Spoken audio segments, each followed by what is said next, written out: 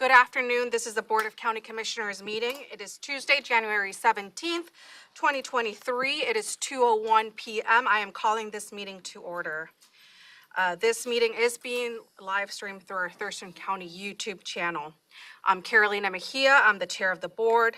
To my right is Vice Chair Ty Menser. To my left is Commissioner Gary Edwards. And we'll start this meeting off with the Pledge of Allegiance to be led by Commissioner Edwards. Please join me in recognizing this great country. I pledge allegiance to the flag of the United States of America and to the republic for which it stands, one nation, under God, indivisible, with liberty and justice for all. Thank you. Thank you.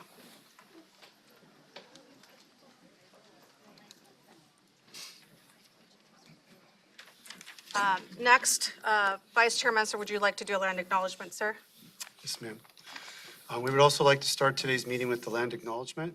We would like to acknowledge and thank the Indigenous Salish peoples whose elders and ancestors have lived on and cared for the land and waterways of this county since time immemorial, and who still inhabit the area today, specifically the Squaxin Island, Nisqually, and Chehalis people, our sovereign tribal partners.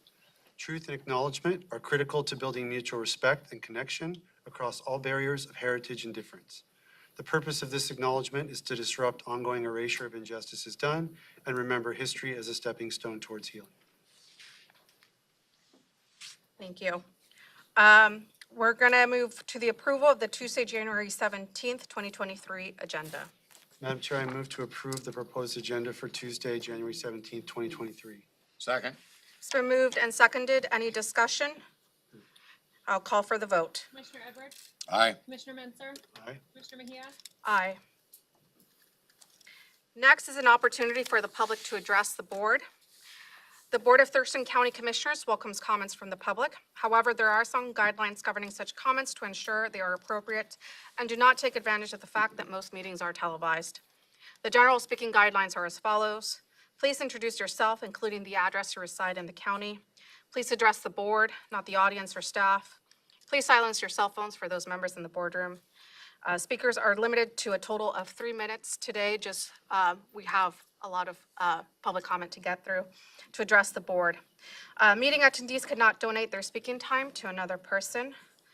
No comments that are lewd and offensive, inflammatory, hateful, defamatory, or discriminatory in nature. Please be respectful. No outbursts of any kind. No comments that are commercial in nature, such as promotion of a for-profit business.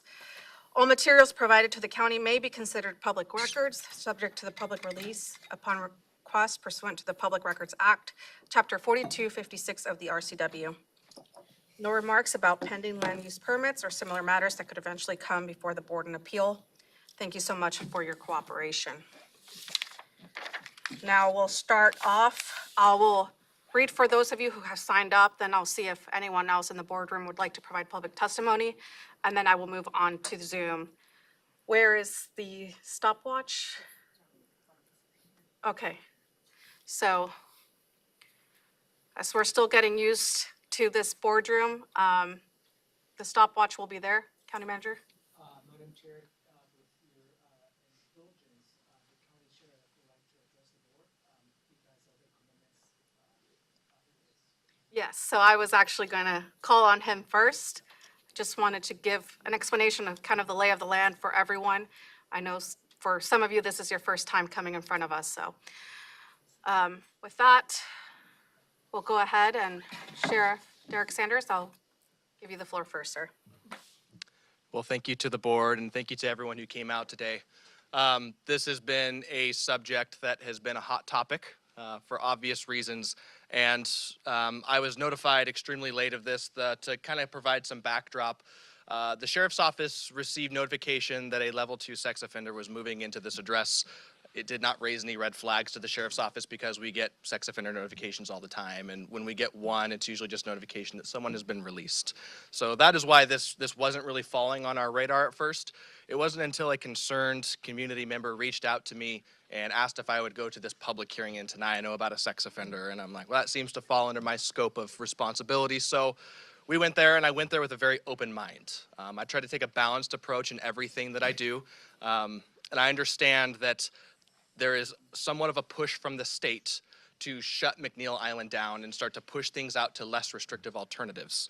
And so I come to this with a balanced approach that I understand that especially as we move more predatory sex offenders into McNeil Island, there's going to be a space issue, and we have to address that. And the state has decided that the best way to do that is going to be to contract with private companies.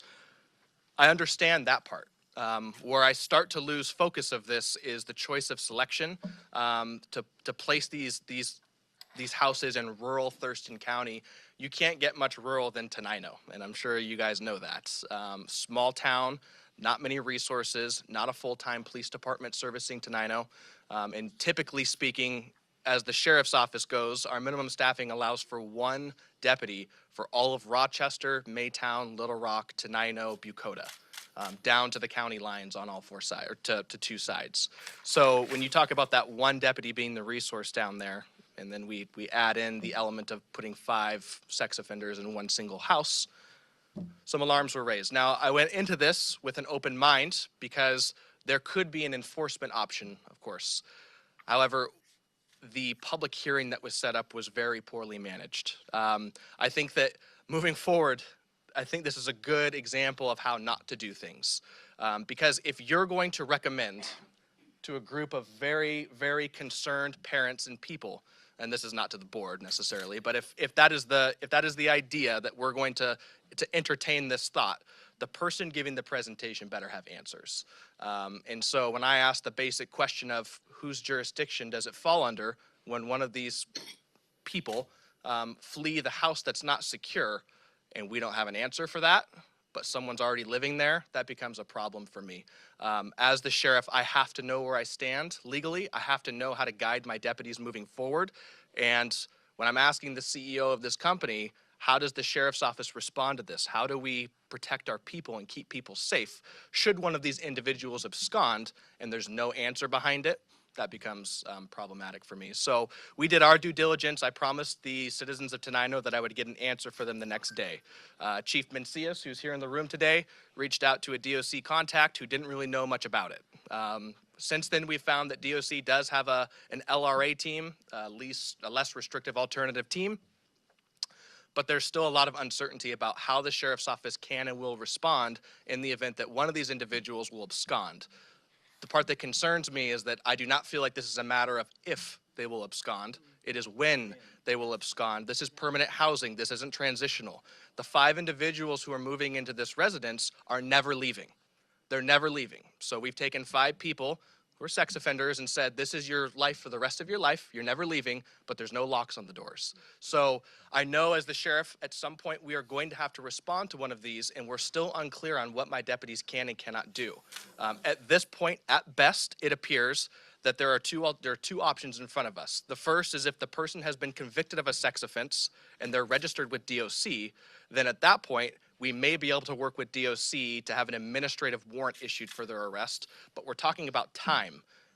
There's a ticking time bomb that's going off as this person is running through the field and the fences, whatever it is that they're doing, or they get into a car. The second alternative is that DSHS is in charge of this person, and a scenario I can think of for this is someone who maybe discloses that they have some sexual issues and they get committed based on that potential danger but are never convicted of a crime. That one is even more complicated. We are talking about a court order from DSHS. Once again, at a Friday night at 8 p.m., I'm not so sure we can get in front of a judge to get that court order. So I just wanted to go on the record and kind of let people know where I stand, that I have deep, deep concerns about placing this house in rural Thurston County without the resources, without clear direction on how the sheriff's office is supposed to respond to this. And so I appreciate the board taking the time to listen to me, and I am open to any suggestions that you guys have. Thank you.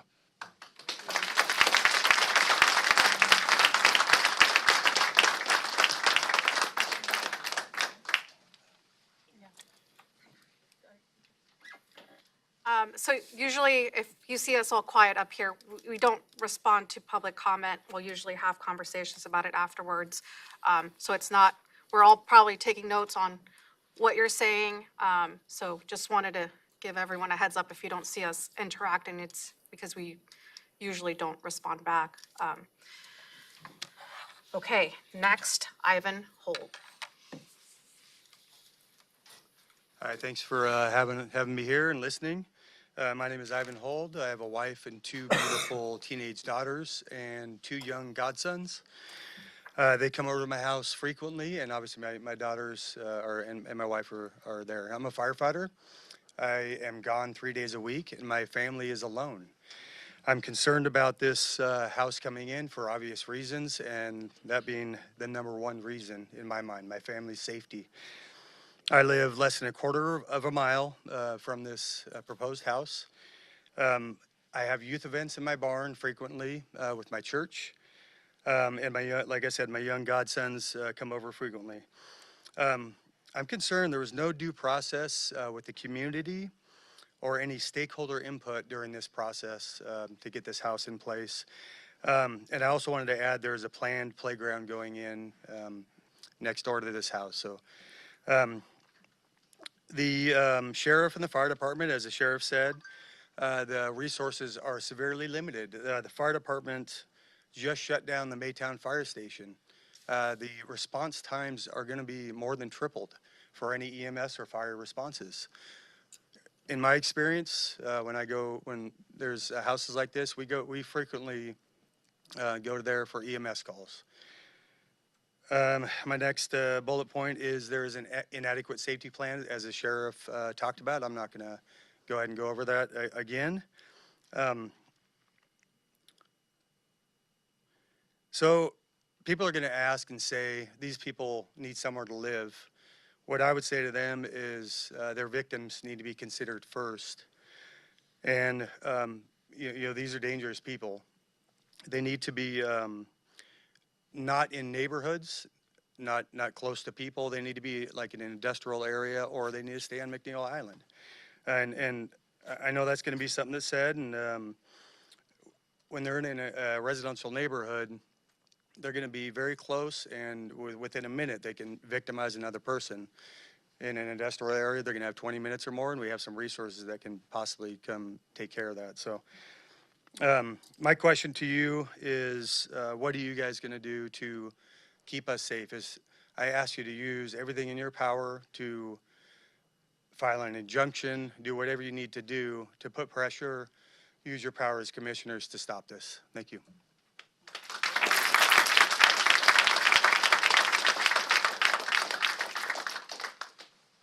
Next is Miles Warren.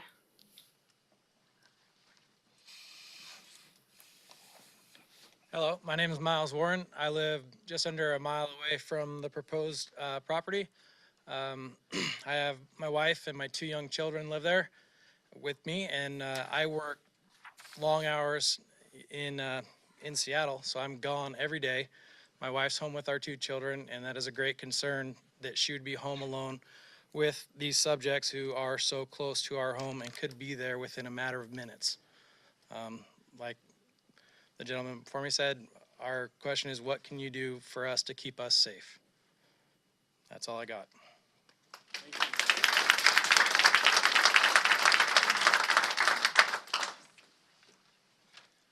Next is Linda Kopetsky. The Zoom isn't allowing people to get in. There's many people who are waiting to get onto the Zoom and asking if the meeting has started, and it's not allowing them to get onto the Zoom. Thank you. I'm getting the same thing. County Manager, can you look into that? We have been admitting everyone in the Zoom, so I don't know what the issue is. How many people are How many people are on? right now? We have, what is that? It says there, the host is, 22 individuals in Zoom. I have 7 who are messaging me right now, and it shows the screen that says the host has another meeting in progress. That's what I just got a message from somebody about too. They may have the wrong link. Have them go back to the BoCC They page may and be try. using a wrong link.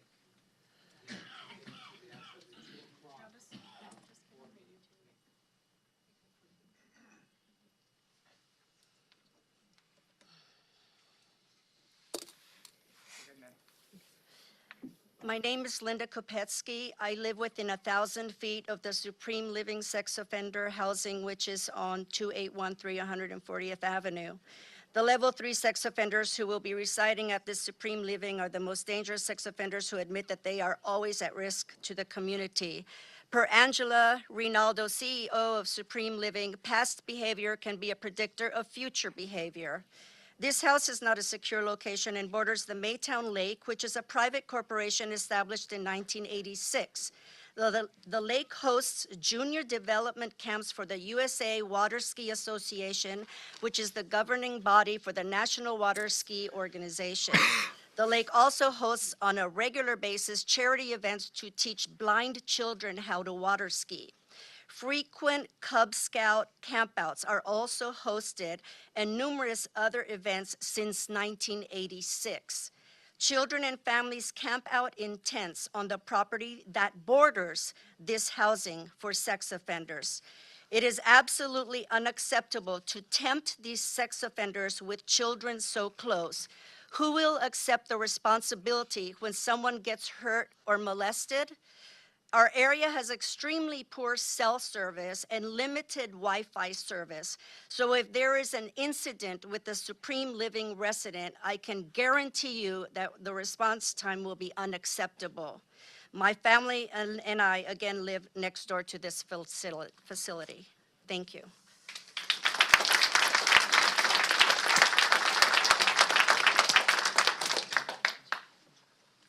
Thank you. Is there a meeting ID for the Zoom? So there's, I have people right now that I'm admitting.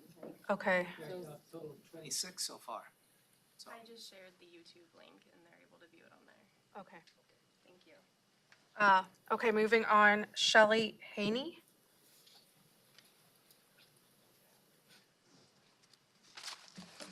Thank you.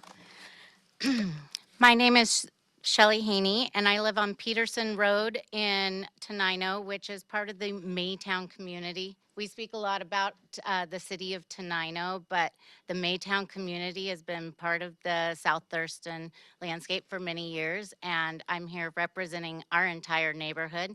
My home is 0.83 miles from this facility, and all of my neighbors and all of my friends that joined me on Christmas Day are also there. We're a very tight-knit community, and we are neighbors that help neighbors. And we have been planning for quite a while a community playground to service the children of Maytown, so that children don't have to go all the way to Tenino or all the way into a different town to enjoy each other's company and play together. This proposed playground is right next door to the facility that is planning to be open. I live in this neighborhood. I have friends, employees. I'm constantly inviting my family and all the children. They know me as Aunt Shelley, and they have an open invitation to come play at my rural home that has a creek and ponds, and I don't always know when they're coming, and now I feel like I'm going to have to shut down that open invitation for their own safety to make sure that they're safe. And I am asking for help from the board. A lot of our neighborhood has not gone through this process before. We don't know what we need to do, but we want to ensure that we are safe and that this doesn't move forward. And so we're asking for guidance on helping obtain an emergency injunction to prevent the occupancy on February 1st of these residents and moving forward. And any other guidance that can be given to the neighborhood and all of us that are concerned for our safety. Thank you.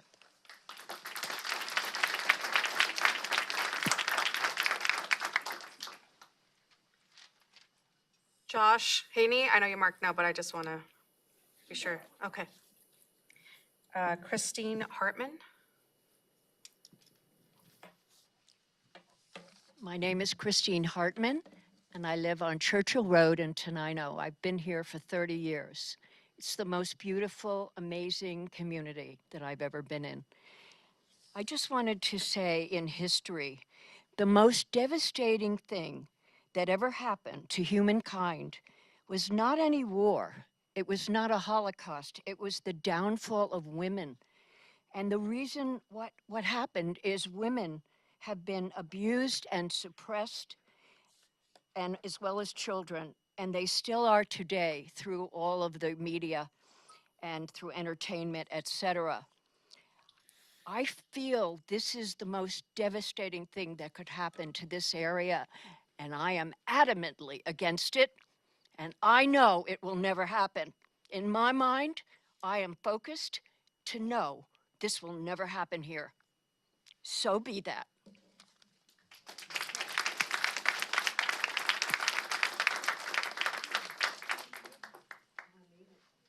Next is Kendall Tuttle.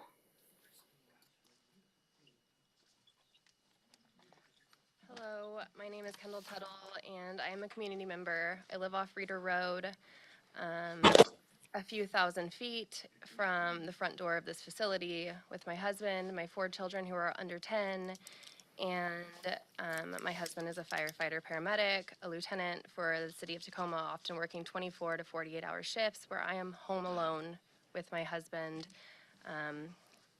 and have to protect my children and myself. We moved out to Tenino to raise my children in the woods. I wanted them to be able to play freely, and I've always felt safe until now. I want to speak about some of the laws that I feel, that I believe are being skirted. So the other night, Angela Ronaldo, the CEO of Supreme Living, had talked about how she feels that this house meets the standards and protocols that are in place. I'd like to reference Law 7109-295. These secured community transitional facilities must have a commercial grade security system complete with a tamper-proof switch, backup power supply, and they also have to have CCTV camera systems with audio capabilities. In our area, we do not have infrastructure for internet. Those of us that do have internet, it's unreliable, constantly goes down. I do not believe that her claim of having audio and video capabilities that she is going to man from her phone meets the standard that is written in that law. The other thing is that she needs to have key card controlled entry points, which is also laid out in that law. It's not there. There is a unsecured gate. The other thing, per RCW 7109-290, it cannot be located across the street, adjacent to, or from a parking lot of a high potential activity area. As Linda had pointed out, this is by the lake, also by the future playground that has been in the works. And those things are both seen from the front porch, at least one bedroom. The living room is in direct sight of the lake, and that lake is used for youth camps all summer long. Per Bill 5163, DSHS must provide notice of conditional or unconditional release at least 30 days before release. That was not done. DOC and Thurston County Sheriff's Office was not notified. I am just here asking for your guys' assistance, guidance, or for you to file the injunction. This company, Supreme Living, is not prepared to take on these residents in a legal or safe manner. The injunction will allow more time to ensure all laws are being followed. And this is too important to rush. Any mistakes will have serious consequences for those involved. Thank you.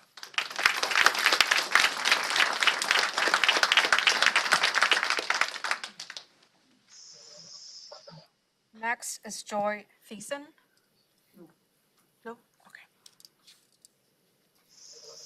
Next is Phoenix Holmes.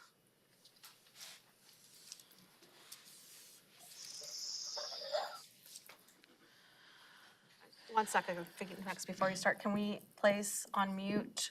Can people mute themselves on Zoom? We're getting a lot of feedback. Thank you. Phoenix, go ahead. Greetings and good day, commissioners. I am actually here to be an actual defender and also advocate of the homeless community but I'm also here for those who are prostitutes, those who have been human trafficked, and those who have been through child trafficking and so many other issues.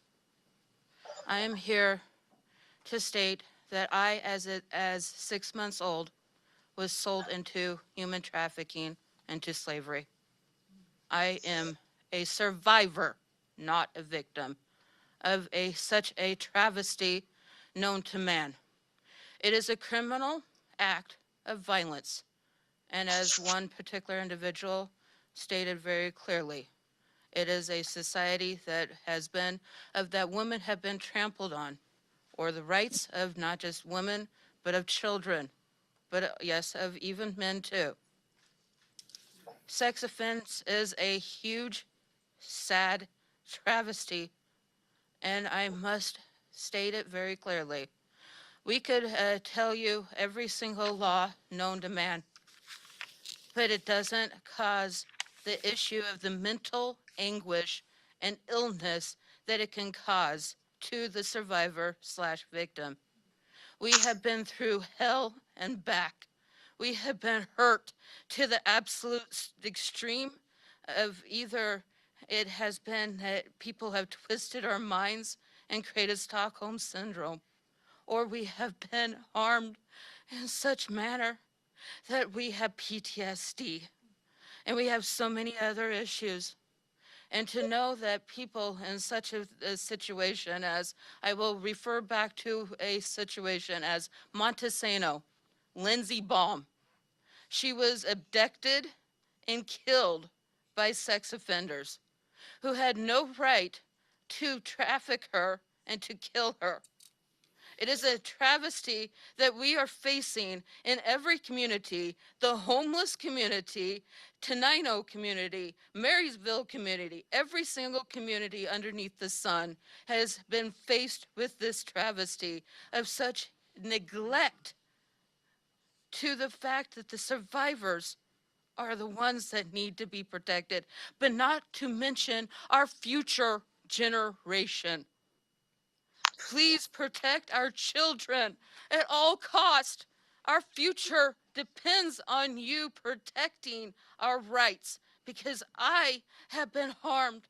I, along with the brothers and sisters, we unite and we say together, please protect our future. Protect the fact that we have become the sadness, but yet we shall survive, and nothing will stop us from surviving. So please protect our rights as American citizens, as we have just done for the flag. Thank you.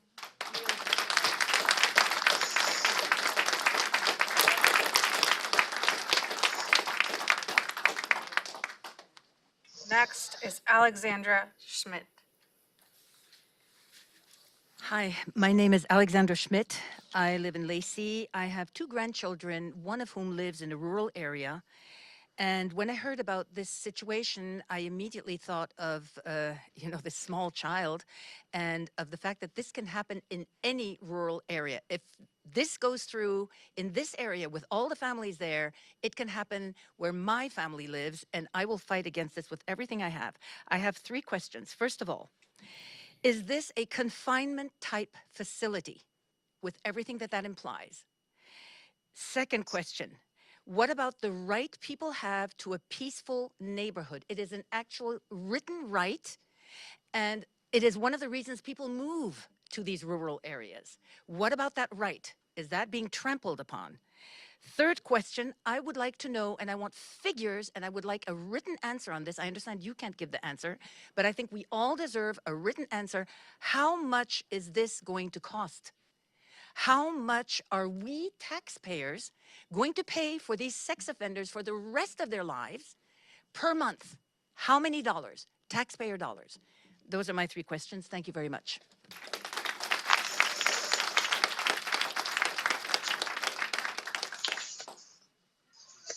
Next is Heidi Beckman.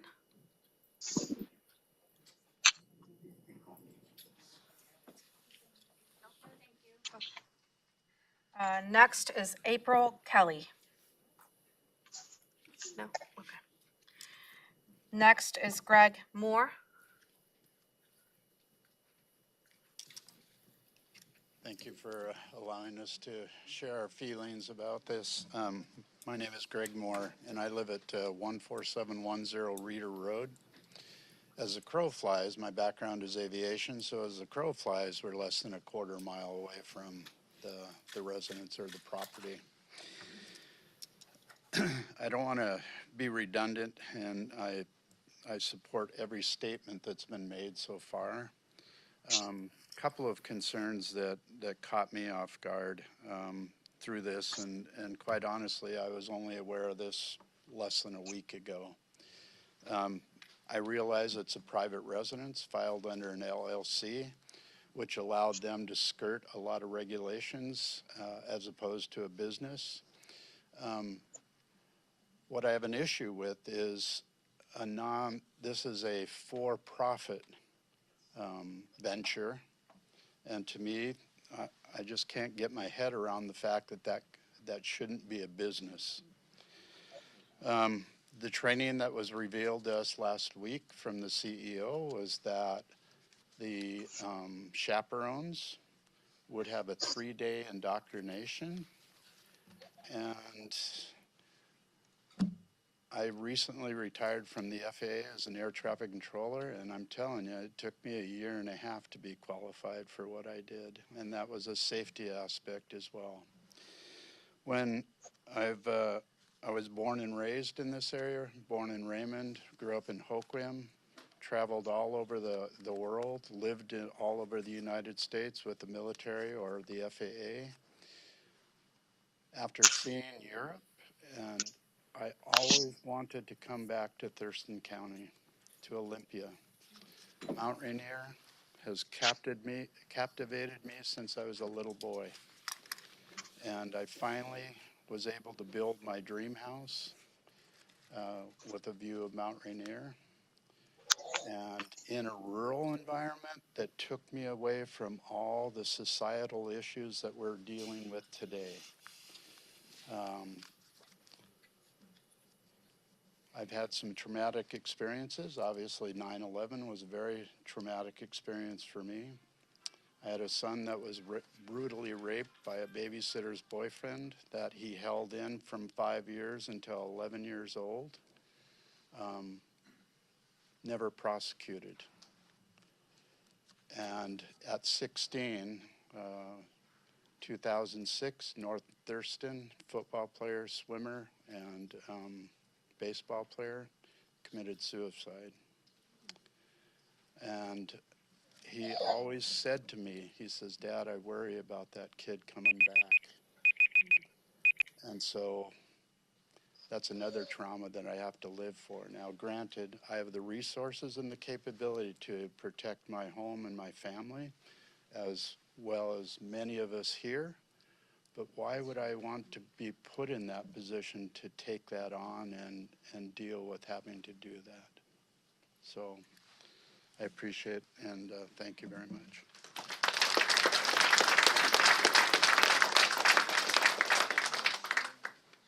Next is Jason Brown.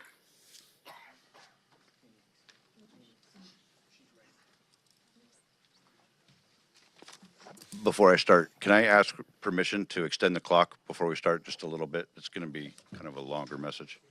3 minutes? I'll try my best. Good afternoon.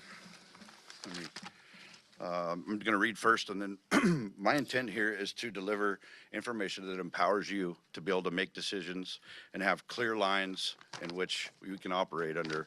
I've done my research, and I think I have the opportunity to provide you some crisp information. But dear council, as a resident that lives 0.8 miles from the proposed site on Larice Lane, I considered a member of the community, I'm writing to express my strong opposition for rezoning of the southwest quadrant of Reeder Road and 140th. Nearly all residents of Maytown area neighborhoods are completely opposed to the addition of this SCTF, which this is a secured community transition facility as per the definitions in 71 tax 09 tax 020.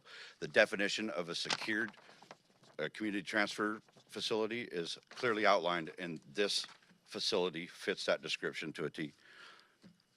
While local community may not be able to prevent development, that in itself will be detrimental to the area. I am not, and I plan to pursue and socialize my opposition to this rezoning to the full extent possible, using all and every means available to me and the law-abiding citizen.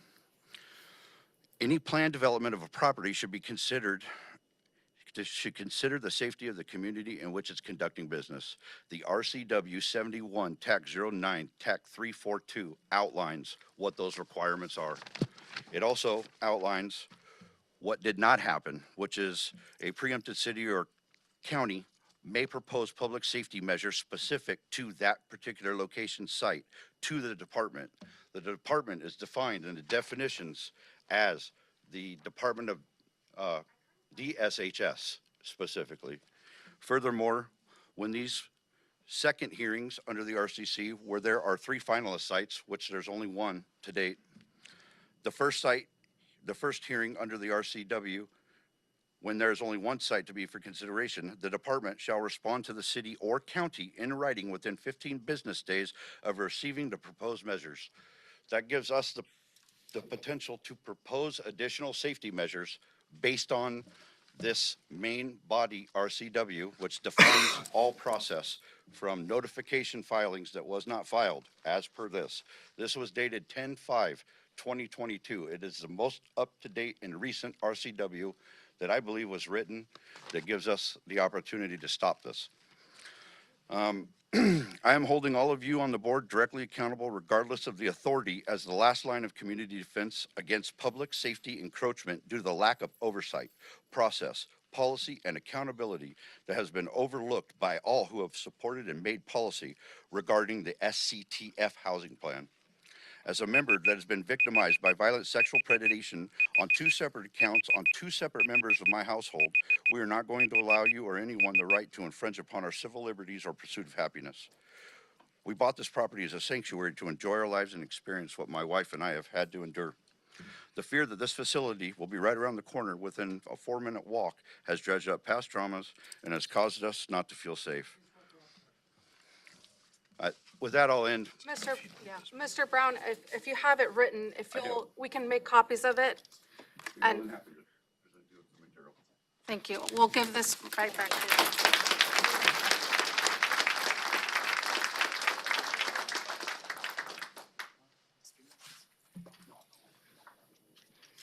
Okay, next is Arlene Collins.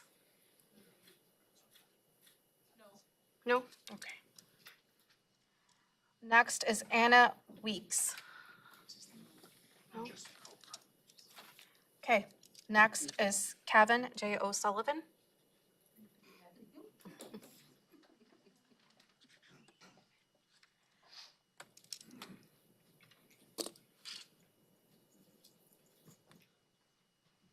Hello, Commissioners. Thank you for hosting our meeting. My name is Kevin O'Sullivan. I used to be County Commissioner, also a retired law enforcement. And we dealt with this issue during my term. And it got very complicated. They tried to do exactly the same thing they're doing now. And the person they wanted to put in there was named Mitchell Gaff. And Mitchell Gaff was a violent sex offenders. We're not talking about level 3s in the community. We're talking about these guys are violent. And so I had to dig all the information up. And thanks to then time Sheriff Edwards and then Ed Holm was the county prosecutor, we put together a team and we went after them. And we stopped them. And we can do it again.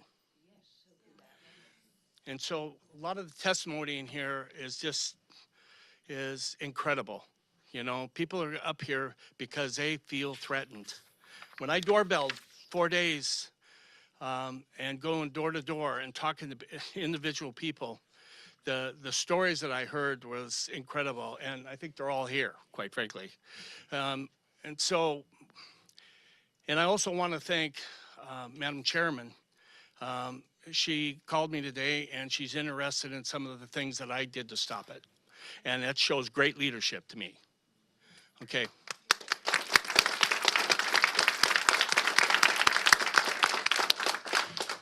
So we can stop this, but we're going to have to work hard on it. I mean, we got a lot of calls in the legislature. We got Jim Walsh helping, and we got a lot of people. We're developing a huge team like we did before, and we will be successful. And I want to thank everybody for being here, and thank you, the commissioners, for listening. Thanks.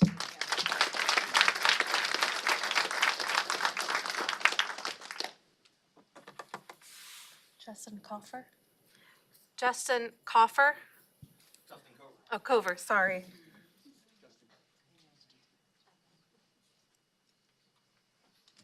Hello, everybody. I'm Justin Cover from Nisqually. There are other Justin Covers, but I'm the one from Nisqually. I'm also a practicing attorney. And the reason I'm here today is because, you know, I've been out of politics for a while, but lately people have been calling me up asking about this with questions like, where was my notice? What's going to happen to my children? What about my children who have already been victimized? There's better places to put this than in the South County. A facility like this belongs in the North County, where we have a body politic that wants these kind of services, not down there in Maytown, not in the South County. You know, I wasn't 100% sure if there was any legal recourse, but I'm listening to these citizens who've done a lot of their own research. And I guess what I'm asking you today is, please don't let this get to the place where they call me or another attorney and they ask to handle this in the judicial branch. We're asking you leaders to use your authority as health commissioners as well as county commissioners to make sure that this facility goes someplace else. Thank you very much. I got to get back to work.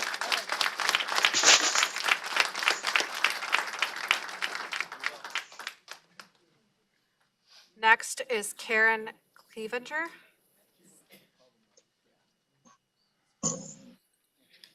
Karen Clevenger? Okay.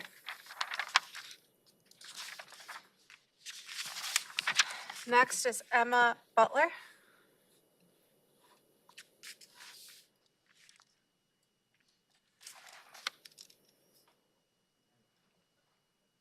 Hi, I'm Emma Butler. We reside at 2719 140th Avenue Southwest in Tenino. We've been there about 30 years. We moved to Tenino earlier. We were in Tumwater, Washington. There was way too many residents. There was way too many buildings, too much crime. Just didn't like it, so we go, we're out of here. Let's go in the rural area. It is so nice, pleasant. You get off work. It's quiet, it's peaceful, the wildlife, the people are awesome. You can't ask for better. Law enforcement, we don't have that much now, but we have Sanders is awesome. He will help us out. This has got to go through. We have a 16-year-old granddaughter. She found out about this and she's scared to death. Now I don't know if she wants to come around because of this. I do not blame her. They come, there's lots of people that walk up and down the 140th for exercise to keep in shape, breathe in the clean air that we have in our county. And now I think this will be a stop to that for them. Yes, everybody that I know most likely can protect herself, but that's not good enough. I feel when we went to the meeting in Tenino, this Angela was disrespectful. I got tired about her talking about me. This is what I did. I don't care. You are part owner of the Supreme Living. That's all she cares about is the money. We care about our families, our lives, our future, our freedom. They're there to be incarcerated. Let them be incarcerated, but put them somewhere else. Because where we live back in the woods, about 1,000, maybe 1,200 feet from that house. I do not feel safe back there now. There's, like again, I said, plenty of woods, a lot of places to hide out. There are exits right to the freeway. Right, there you go. There's businesses around there. The park is going in. There's a start to that now. There is a daycare. There's children that go to the end of the road to catch the bus. I feel this is not a good location. I feel this is for profit only. That house, I did a virtual tour of it. It is not safe. They have cameras. I have cameras in my house. We have cameras outside our house. But that is not going to stop these people. The fencing is not secure. A horse could break out of there. A goat could get out if they want. It is not secure. I don't know what Angela means is secure. She will not be living there. This has got to stop, and it's got to stop now. Thank you.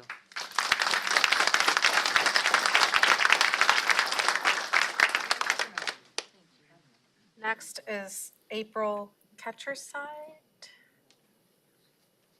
Hi, I'm April Ketcherside, and my partner and I live on Maytown Road. We've got 2 little girls, and I'm here today because I'm really concerned about the lack of transparency. We weren't notified of this. I found out a week ago, and as I'm trying to play catch up and get information, from what I understand, according to RCW 71-09-315, there's a whole process that should be followed to notify the public and to hold meetings so that people can share concerns and talk through some of the safety issues that many people have already addressed today. I think I share a lot of the same concerns I've already heard, so I won't go on about it. You guys have already heard a lot about the lack of safety features at this property and the families close by. So I just want to ask that you do everything you can to keep our community safe. Thank you.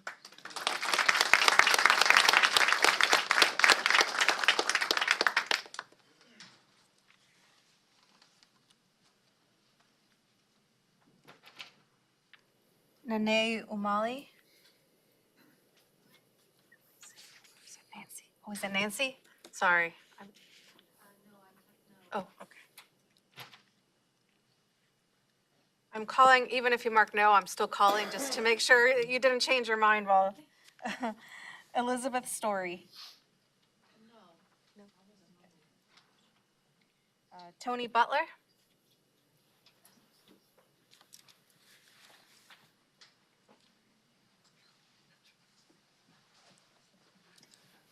My name's Tony Butler. I live off 140th, probably 1,200 feet from the house.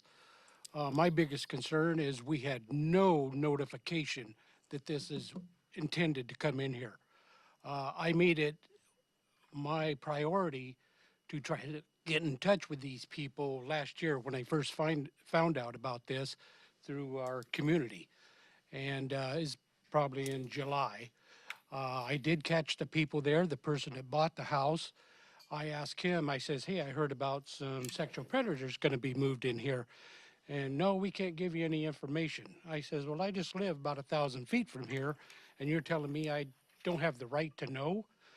So I went back, caught him again, maybe a week or 2 later, and DSHS was there, and along with the owner, and I confronted them about this. And they said they could give me no information, but they said they would contact everybody within our community and let them know that this facility was coming in there. We never received one response from them. No notification from DSHS, no notification from the living. So my concern is, thank you, council, for letting us have this opportunity to speak and bring it to your attention. We need action, and we need action now. Thank you.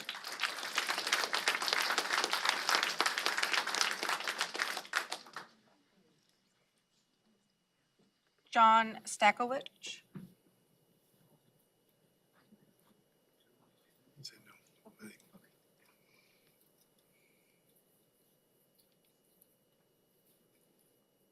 I have Alan and Dorothy Subold. No? Okay. Martin Zerbach.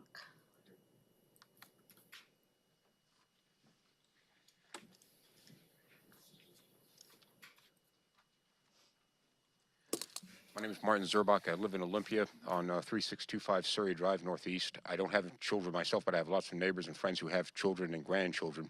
If these prisoners are being put into this proposed facility because it's overcrowded on McNeil Island, I would think most of the people would agree with me that overcrowding in that prison facility, in the prison on McNeil Island, is of no interest to us.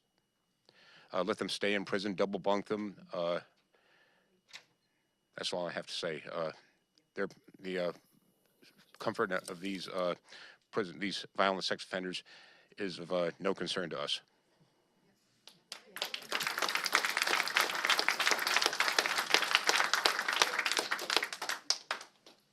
Linda Allen.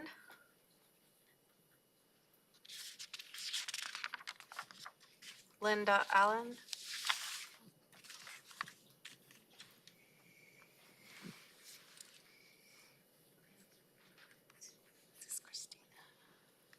Christina Brown. Nope.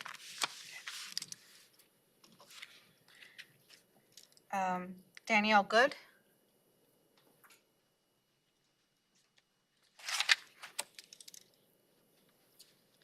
Hi, my name is Danielle Good, and I live on Larice Lane, about a half a mile from the proposed house.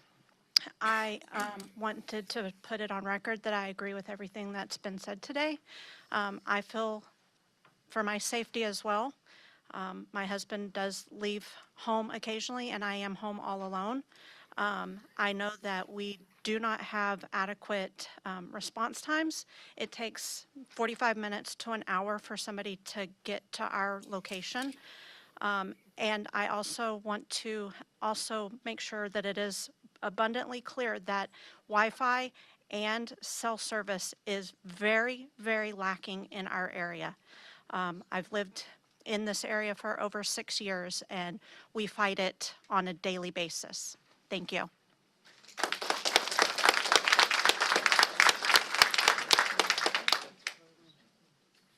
Kylie Blanton.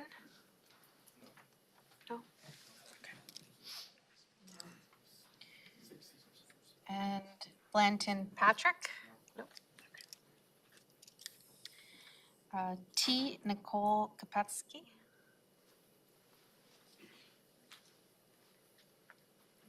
Hello, I'm Nicole Kopetsky. I live at 3125 140th Avenue, Tenino, which is 1,000 feet away from the facility. This isn't the home that my husband was raised in, and I have an 18-year-old daughter.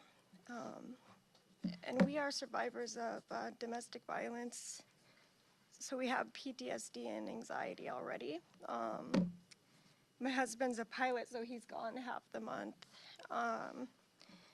And our house overlooks that lake. And now it's also, the view is also of this facility. So it's at our breakfast table, it's just right there. Also, our plans to grow old where my husband grew up, we just bought the land next door so that we could take care of the whole family together. And I'm scared to just see these people in like their forever home in the supreme sex offender facility. So that's just not, I don't think that's what we signed up for. But he's lived there for 35 years, so it's really sad. So I hope that you guys can do something for us. So,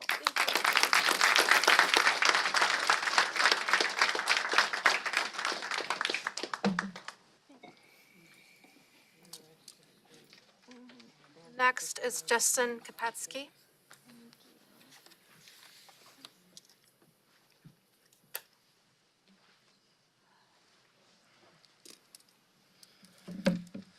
My name is Justin Kopetsky. I reside at 3125 140th Avenue, right there in Maytown. A lot of my points were already addressed today from everyone here, so thank you, including my family.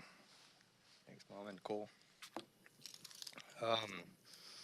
So I like to just take an approach of my experience, like living there, growing up, and maybe also on behalf of Bruce Brinton and the other families that have invested in that lake for so long. I've lived there 1,000 feet over the proposed sex offender's property for over 35 years. There's always a view there. You can see in their living room. I've spent my youth swimming and getting to know the other kids of the owners of the lake. My memories are deep rooted in Maytown and the area specifically. The lake was invested over 30 years ago by 5 families as a recreational compound to enjoy rural life. Kids are always there to this day. The lake is constantly being shared amongst the lake owners' families, friends, and renters. It's an ongoing thing. And the property has been maintained so well for future generations and families to continue and children to use from the lake owners and their acquaintances. I don't know what to say. A lot of important aspects that I have brought up today, but we need you guys to listen, and we need your help. Thank you.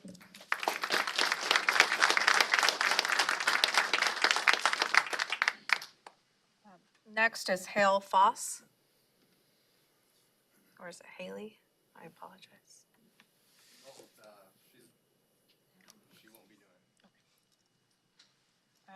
Next is Leslie Cox. Randy Cox.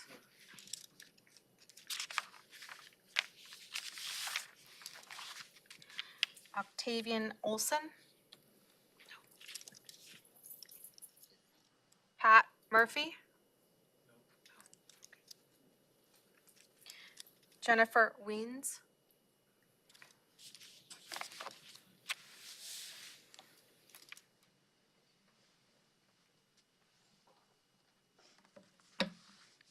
My name is Jennifer Weens. My husband Nicholas and I live 2 minutes from the home listed at 2813 140th Avenue.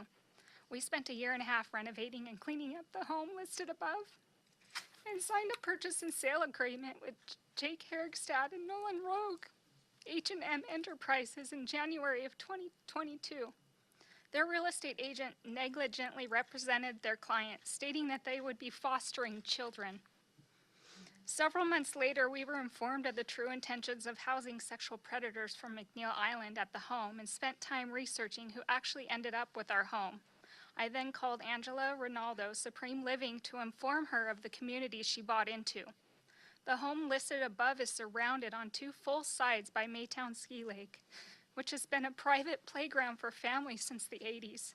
They host very large, well-known ski tournaments, youth ski classes, campouts, walk and bike the trails, and spend the summer playing in their bathing suits. This is a heavily used lake which is viewed from every window in the front of that home located. This would be such a huge safety concern for all that enjoy that lake and this community. Angela Ronaldo then stated that she would never have bought the place if she knew that ski lake was used in that manner, and that she thought it was a quiet pond. I told her I never would have sold the home to her. Please help put a stop to this facility in our residential neighborhood. This is not the community for that type of facility. Thank you.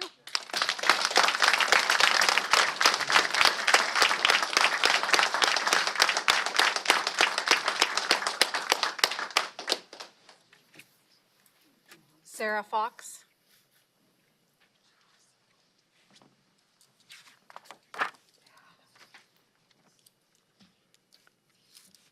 West Thurston Fire Authority's recent levy did not pass. As a result of this failed levy, the West Thurston Fire Authority has distributed 15 pink slips this week, letting professional firefighters go. The average response time for the fire district coming from the Little Rock Fire Station is an average of 8 to 10 minutes if it's adequately staffed. The Thurston County Sheriff's Office confirmed that we have the least amount of sheriff deputies on the road per capita for Washington State. This significantly delays response times with emergencies arises. We have 1 sheriff in our district. The City of Tenino Police Department was contacted regarding our concerns, and per Maria Rodriguez from the Tenino Police Department, Supreme Living's LRA home is approximately 9 miles out of their city limits. Therefore, Tenino Police Department does not have jurisdiction to respond. Supreme Living has never housed an LRA in our community. This is a guinea pig project. I am begging for your support to put a stop to this tragic mistake. I am asking you to investigate the empty promises that Ronaldo has stated on her video that she and Supreme Capital Holdings LLC will be liable for whatever happens. An LLC has protection from liability. So who is going to take responsibility when these sex offenders reoffend? And who's going to tell my friends and family that I am their next victim? I am begging for your support. We don't have the resources, and my community desperately needs your help. You guys have the authority and the power to dig in the RCWs that have not been put into place, and DSHS needs to be held accountable for signing off on the signature that lets this go through with our first resident moved in on February 1st. Please help us.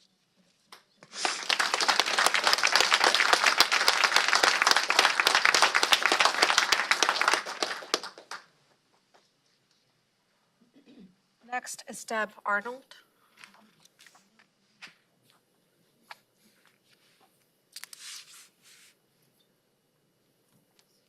Next is Sharon and Steve Thornley.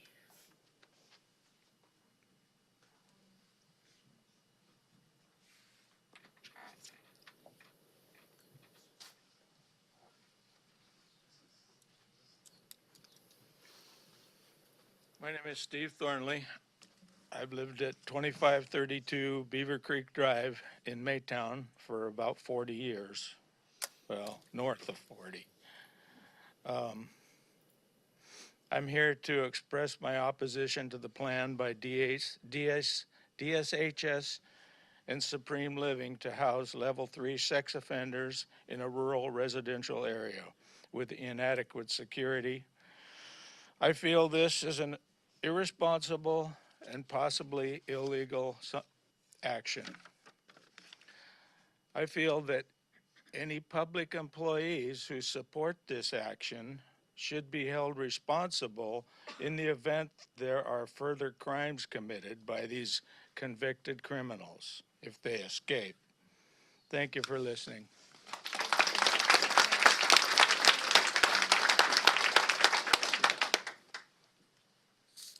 Next is Virginia Smith.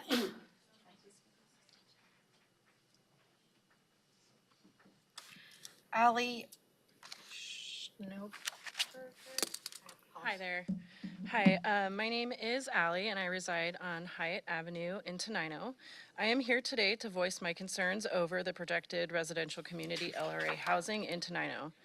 I stand against the placement of these sexually violent predators in my neighborhood for obvious reasons. As a hardworking, tax-paying, lifetime Thurston County citizen, I take even bigger issue with the agencies allowing for this process to happen unlawfully.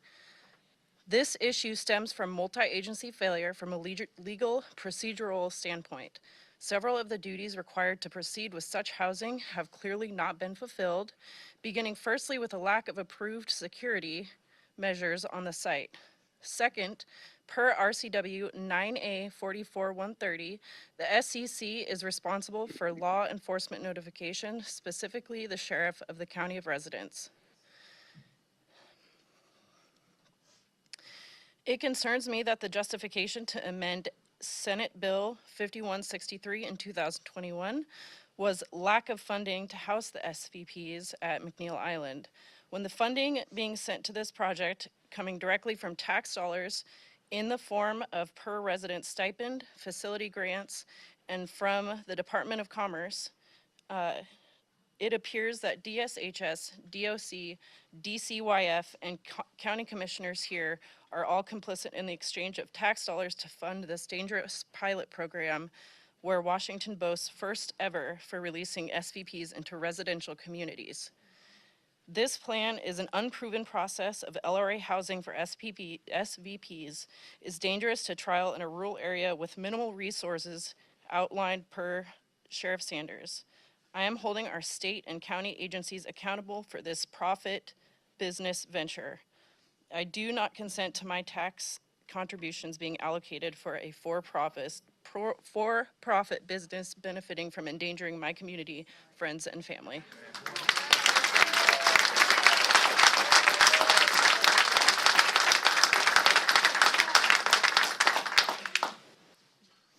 Next is Becky Russell.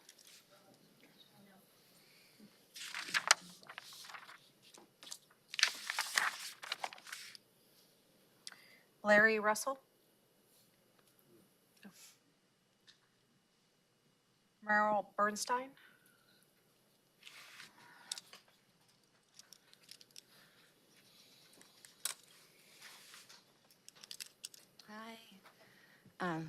Long day. Before I forget, I just want to say that I try to keep an open mind. Oh, I'm sorry, Meryl Bernstein, Tenino. There you go. But I try to keep an open mind like our sheriff. And I know nobody wants this in their backyard. I mean, it's just the way it goes. I mean, these are, I guess it's, I'm trying to get the terminology down. It's new to me. I've been researching it. I know I have some issue in my background because I start getting teary-eyed. So you have to consider all that stuff. But they've already served their time and they've been civilly committed because they're so prone to reoffend. Okay, so I just want to say because of that, somebody even mentioned maybe housing them in an industrial area. I mean, there's other options that maybe the state needs to really focus on rather than any residential, urban or suburban area or rural. So, okay, here's my statement. Thank you for, I have somewhat of a new friend who lives in Rochester, and we've been getting to know each other quite a bit over the COVID years. And I responded to one of her email messages and included information about the Tenino property on 140th with sex offenders from McNeil Island. After seeing her response, which I'll read in a minute, I realized I had not remembered her work history. She reminded me on the phone last night. She holds a master's degree in counseling psychology and worked with youth sex offenders for a total of 21 years in the highest security facilities, which house violent and predatory offenders. 15 plus years at Maple Lane, and when that closed, she ended up working at Green Hill for another 5+ years. Being aware of her field of expertise, here is what she had to say upon hearing the news yesterday. Also, she says to me, thank you for the information on the sex offender issue. That was the type of clientele I worked with at Maple Lane and Green Hill. I had a couple of young men on my caseload who were sent to McNeil Island, and believe me, they needed to be there. They were predators, and even under the watchful eye of the staff, they were able to continue to offend and sexually victimize others around them in the secure facility. I can't believe Tenino is not in an uproar about this. Well, apparently we are. There are different levels of offenders, and some will do okay with minimal supervision, but if you have been committed to a place like McNeil, it's for very good reason, and you do not need to be out in the community. Again, her response is based on 21 years of caseload experience working in units specifically for sex offenders. She explained she and her team had what was considered some of the best and most innovative programs in the state. Yet, the offenders, not all, are extremely skilled at reading people.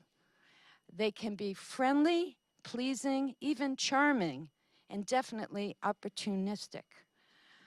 She described how the staff were on all the time because as they would discover, even from the smallest thing one would think of as that couldn't happen as a perverted act, it would happen.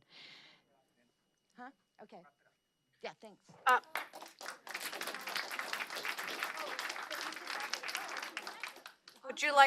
Do you have copies of that, and would you like to provide it for us? We can make copies. Copy it for me. And I just was going to say that I'll give you, I was just going to say, because I was on lastly, as a counselor providing treatment services, she was required to have ongoing training supervised by Washington State. Ongoing. It was mandatory. If you require testimony from her, her name, I'll get her permission. Did you get copies of that?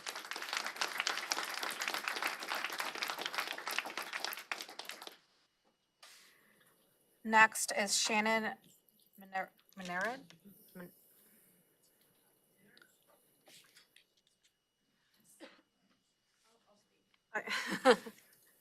I apologize. I'm trying to read everyone's handwriting here, so I apologize if I mispronounce your name. I'm Shannon Minerich, and I live about 5 minutes from downtown Tenino. I have 5 children that reside at my property. My husband works for the Port of Tacoma, so of course my concern that I'm at home all day long with my kids by myself is huge with having this facility so close. And as the community has said, we're all worried about them leaving the property and what's going to happen next. So the point that I'd like to bring up is that this property is 2 minutes from I-5. It's 5 minutes from 2 truck stops. These guys get out, they're gone. in seconds. And it's not just the city of Tenino that has to worry about this. It's the whole state. It's Oregon, it's California, it's everywhere. These guys are gone. So that is what I think needs to be considered with allowing these guys to move into this property. Thank you.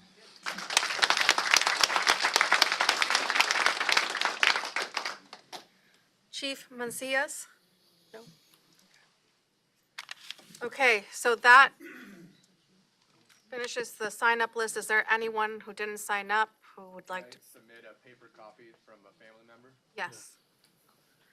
Yeah.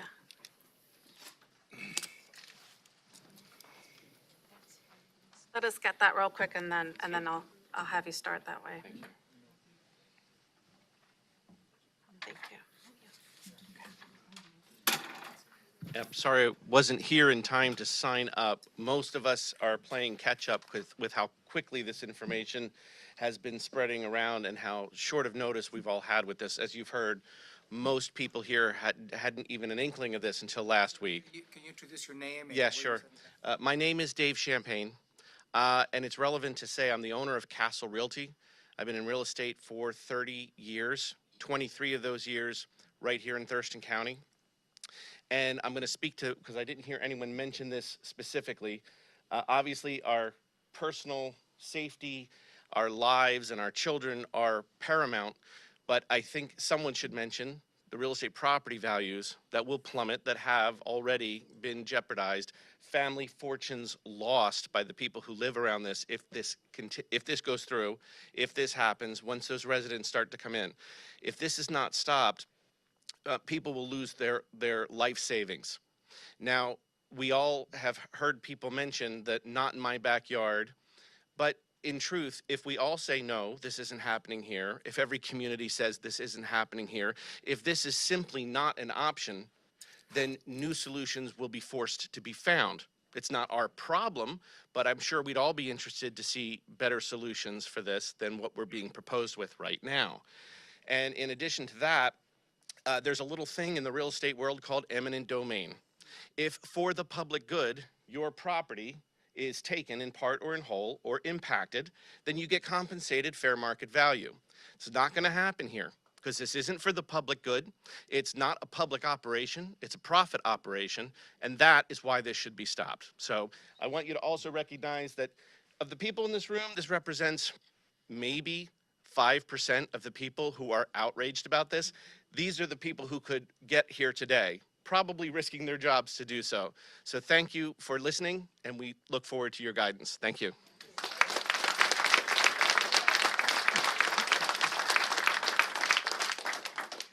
Anyone else?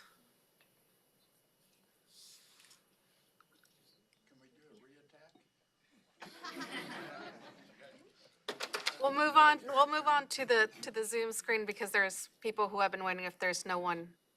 Okay. So County Manager, can you please? Yeah, thank you. I will be, for those on the Zoom screen, I will call you based on the order that I have on my screen. So when I call your name, please unmute yourself, state your name, where you reside in the county, and you have 3 minutes. First, I have Adrienne Summers. Yes, hi. My name is Adrienne Summers. I live in Tenino, not too. I am sorry, you're cutting off. Ma'am,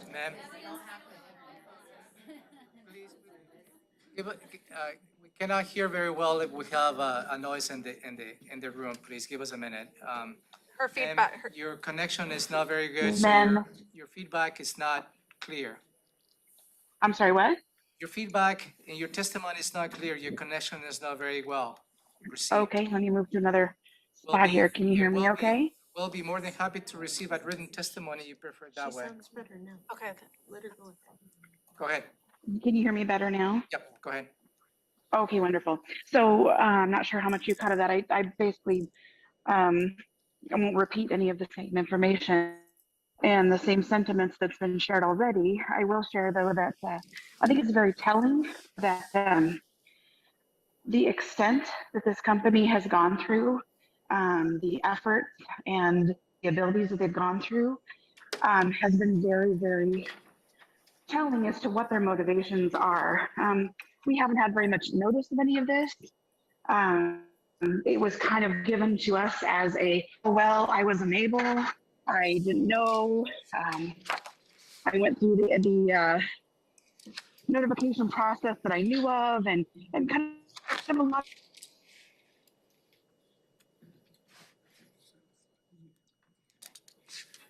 I'm sorry, but we lost you, ma'am.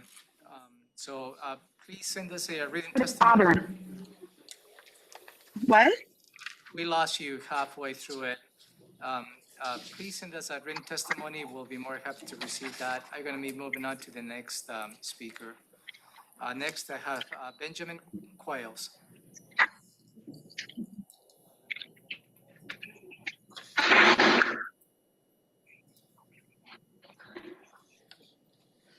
Next, I have Catherine Johnson.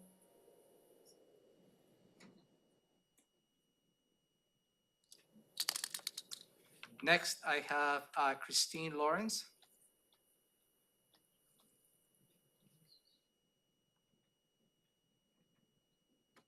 Next, Cindy Kibela.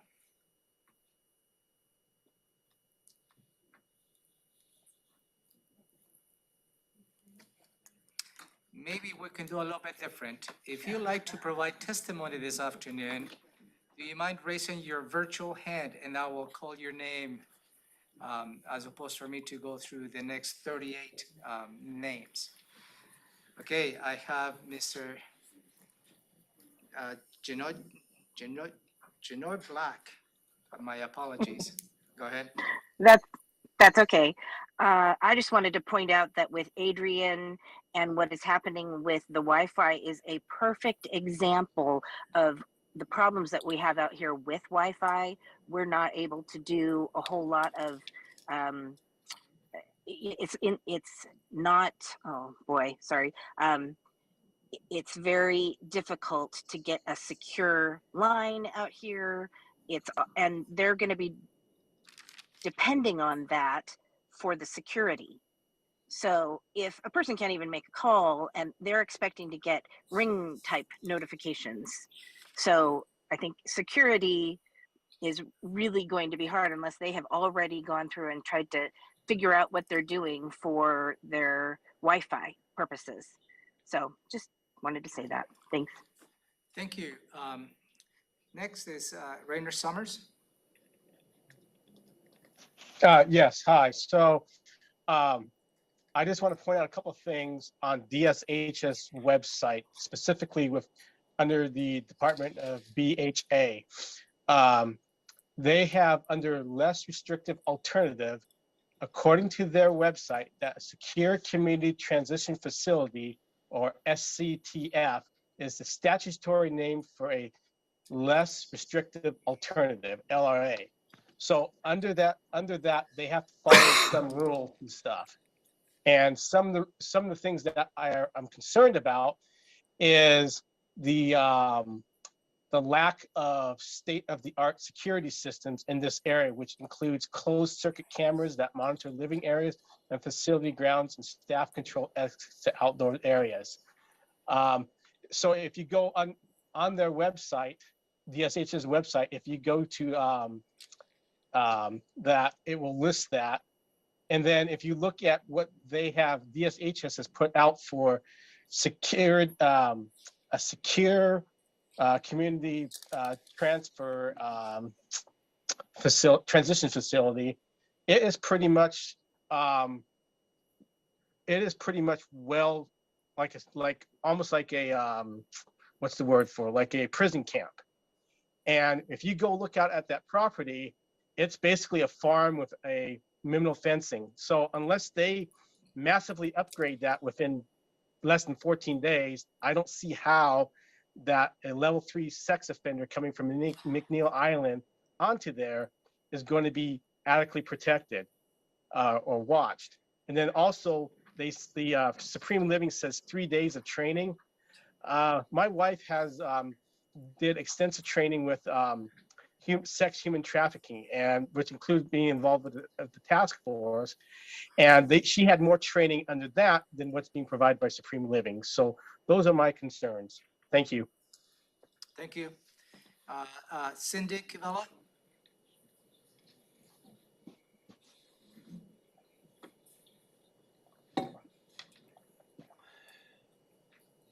Cindy Kivella, you have your hand up. Please go ahead and unmute yourself. Hello? Go ahead, you have 3 minutes. Okay, thank you. I'll make this as quick as possible. Of course, I concur with every point that all the previous speakers brought up. And I want to add a couple of other things. One is, I think I'd like some explanation from the various commissions and organizations, including DSHF, the county commissioners. You know, everyone's saying we weren't notified. We weren't notified. You know, Angela Ronaldo and Supreme Living did not put out the required information for the community to take position on this ahead of time. Why did not one single person from any of the supporting organizations or the people who are making donations financially, making contributions through grants, who from the county commissioners is following this? Who from your position is representing the citizens and letting us know? We're not counting on them to tell us, Supreme Living. We're not counting on Angela Ronaldo, who has high-level ethics violations, and it's public information. People should look into it. So here's my question. What are you doing to be in communication with the community? Anyone? Hello? Yeah, you still have 1 minute and 30 seconds, ma'am. Are you done with your testimony? We'll not be answering your questions today. Yeah, I'm not done. If I still have a minute and a half left. Go ahead. Okay. Also, what about all these neighborhoods and all of the people living in this area who've worked hard to achieve these living in a peaceful, nonviolent community, and you want to take that away from them? As a survivor myself, just last year, I had to live next door to a sex offender who was out of custody for close to 2 years after doing a violent rape on a 9-year-old girl. Now, as a citizen, to have to huddle my grandchildren into my driveway in my yard because 50 feet away, this guy's out here enjoying his freedom, and I have to worry what he's going to do while he's out on bail. Repeat offender? Wake up, people. Do you want these people in your backyard or your neighborhood? I'm asking this commissioner's board to take a good, long, hard look at the long-term effects. And I highly recommend you look into this Representative CEO, Angela Ronaldo, because she is ethically corrupt, and you will find that she should not be in charge of these predators. That's all I have to say. Thank you. You bet.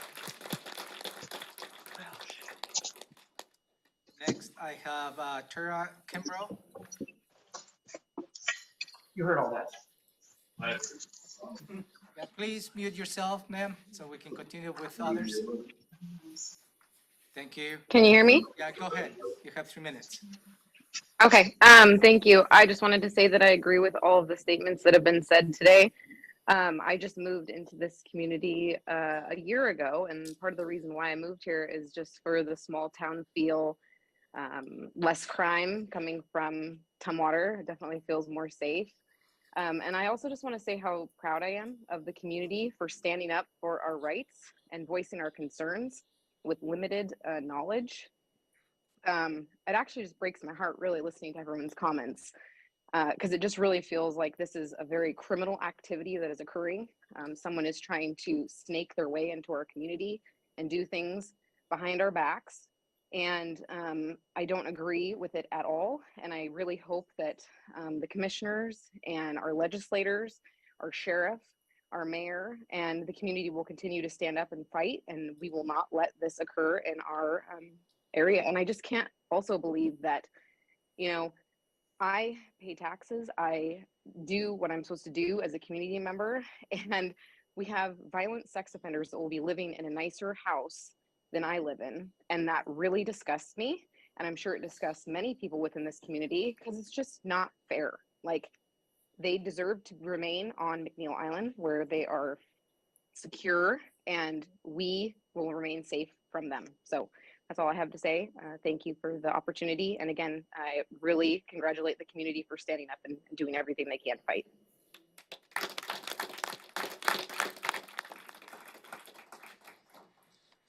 Next, I have Nikita Riley. Hey, my name's Nikita Riley. I'm a Tenino resident, mother of 2 young children, and also a sexual assault survivor. I feel like enough people have pointed out how safety precautions are not being taken, how notice was not given. I listened to your meeting with Ms. Landon back in September when she explained the program and the precautions she stated would be happening or not happening. I also want to point out that Kitsap County, the commissioners were able to shut down a similar home. So there is the power for us to stop this. The precedent is there. That's all.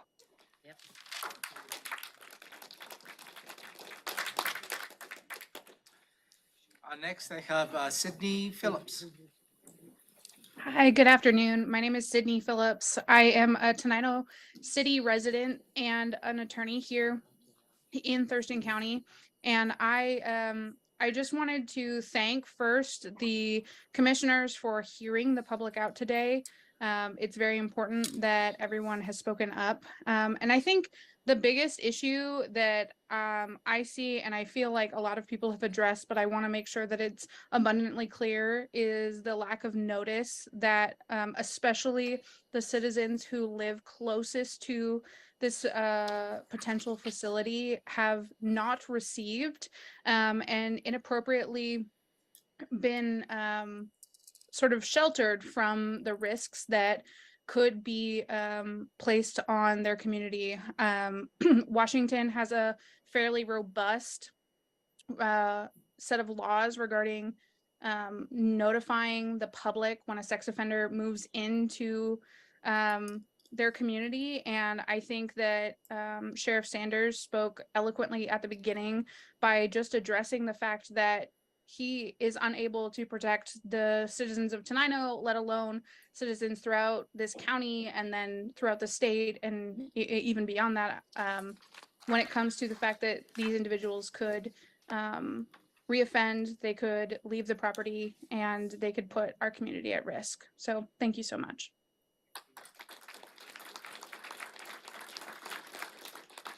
Let's try it again with Adrian Summers. I believe your connection may be better. Go ahead. Yes, thank you. I secured a better room. Again, thank you again for giving me another chance to try this. I echo everything that's been said before. I want to point out though also that this has been an ongoing long-term project for Supreme Living. They have been at this for quite a while now. We've all just found out about this within the past week, and we've been able to piece together quite a bit of information. And I think it's very telling that the company and the CEO have been heavily concerned with some things in this process and suspiciously lacking in so many others, and it's to where their intentions are. The lack of planning and the lack of communication with local law enforcement to make sure that there is proper coverage, that there is proper resources out in that area. The fact that the way that she was supposedly letting the public know in the most minute way possible, you could tell there's been great detail and great effort put towards limiting communication and taking as many shortcuts as possible, including changing the amount of people that have been proposed to live there. They were going through a permitting process, and I don't know how that went. It sounds like it did not go through. And they ended up going with a smaller number of people, 5 being the maximum number of people they could have in that facility and not have to go through the more rigorous permitting situation. So I think it's very telling that it's not for lack of ability, that they have not done proper planning to support the community around this proposed facility. I think it's very telling where their interests lie. And this is very concerning for going forward, for us to be able to trust their ability to have secure watching of these in this facility, when realistically the only things they have are some Wi-Fi cameras that they are themselves putting in, and people who are going to be staffed there who are at most, or at the very least, they're only supposed to be 8 high school graduates, their GED, and a driver's license.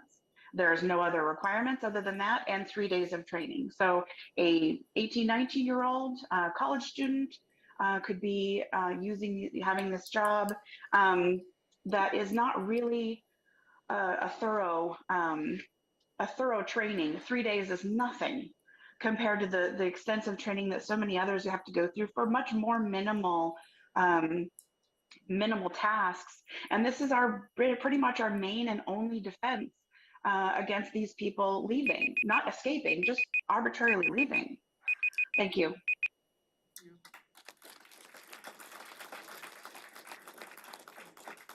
Next, I have Carrie Jeter.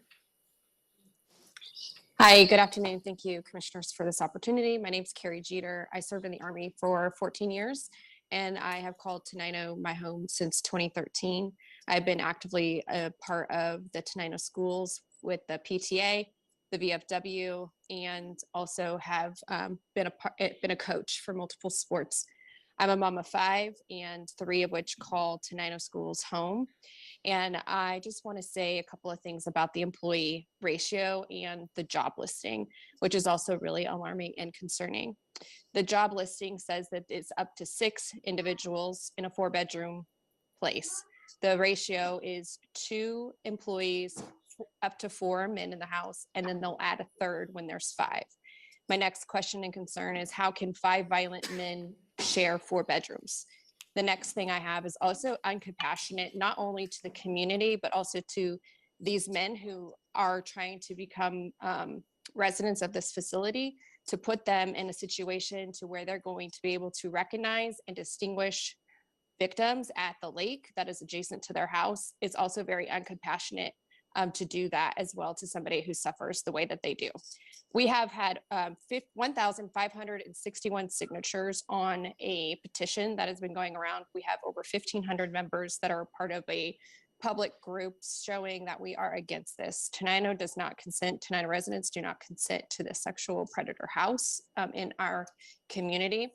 This morning, a fellow Tenino resident, Sarah Fox, who spoke earlier, and myself, we spoke with a few representatives and a senator staffer this morning. Senator Braun, Senator McEwen, Representative Couture, and Representative Griffey stand behind the Tenino residents and behind putting a stop or a pause in every effort that they can to not allow this home into our community.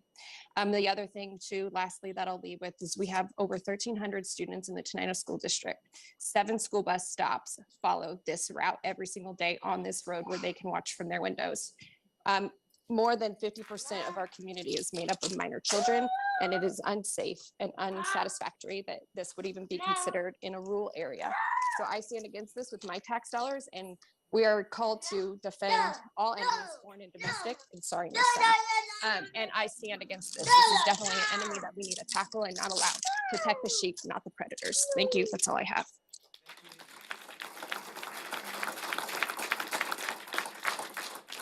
Next, I have Josie Davidson. Hi, I'm from Rainier, just next to Tenino. I drive through Tenino every day to get to work to Tumwater. I have 4 children. I have nieces and nephews that go to Tenino school.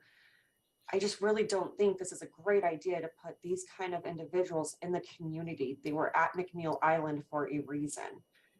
My other concern is the high turnover rate that Supreme Living has. Their employees are constantly turning over. Who's going to watch these guys when their employees, who only had 3 days of training, cannot no longer handle the task of being responsible for these individuals? Who's going to take care of them when they leave? That's all I have. Thank you.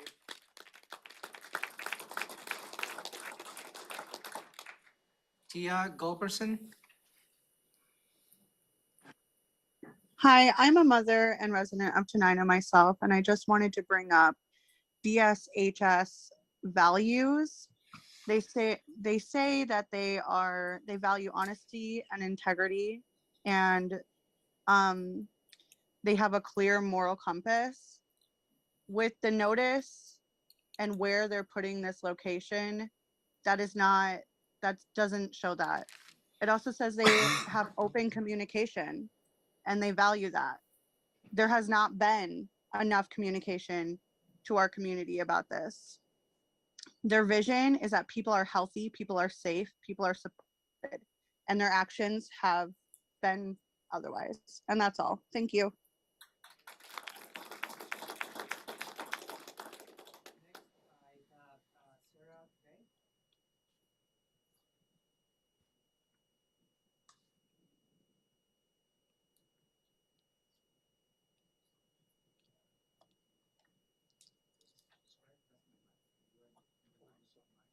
Sorry. Sarah Bay. Hi, my name is Sarah B. and I live in Tenino. I've lived there since 2009, and I agree with everything everybody said, but I have a slightly distinct perspective.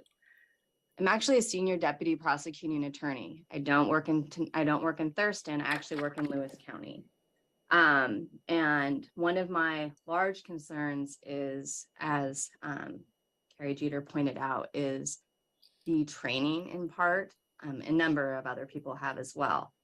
I work with DOC officers. I work with one in particular who handles our sex offender docket and caseload down here in Lewis County. And the vast amount of training he has to deal with our sex offender population is intense. The amount of time he has to spend going out to the different places he goes out to is intense. It is an intensive caseload with a lot of training, management, and understanding. I've done this for 18 years. I have dealt with so many sex offenders in that time. I used to sit on our RSO committee, which is the Registered Sex Offender Committee, where we rank sex offenders. The amount of things I have seen in this 18 years is, a lot of it's unconscionable. And I'm highly concerned with the lack of transparency, the lack of training.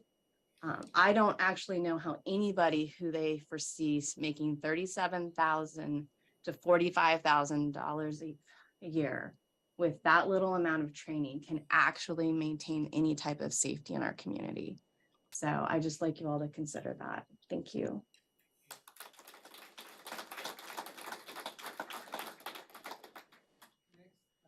Savannah Harris.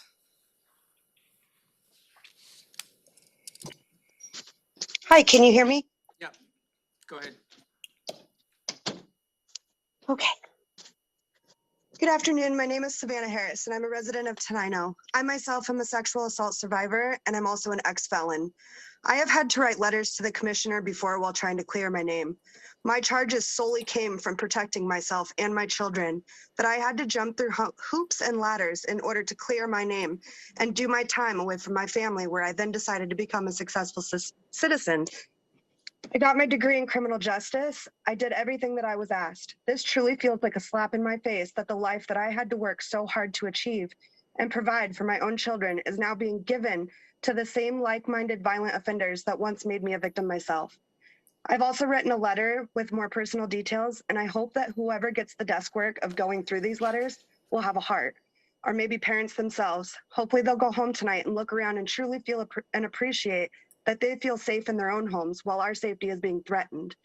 We all have different personal reasons why this is heartbreaking. The outcry you've heard today only proves that I moved to a community that I know will not stand by for the long wait it would take to protect my children again. I'm concerned that that would once make me again a felon. We are all concerned about the safety of our children and our peers in a small community. There's not very many registered sex offenders, and we're adding 5 in one house with minimum security. I just truly hope that the commissioner can help us with this, because we know that you can. Thank you. I don't have any other virtual raise hands. One last call on the Zoom meeting. Anybody else who would like to provide testimony this afternoon via Zoom, please raise your hand. And that will conclude public testimony, Madam Chair. Okay. Anyone else in the boardroom that would like to provide public testimony? I get signed up, no, but. It's okay if you'll come up to the,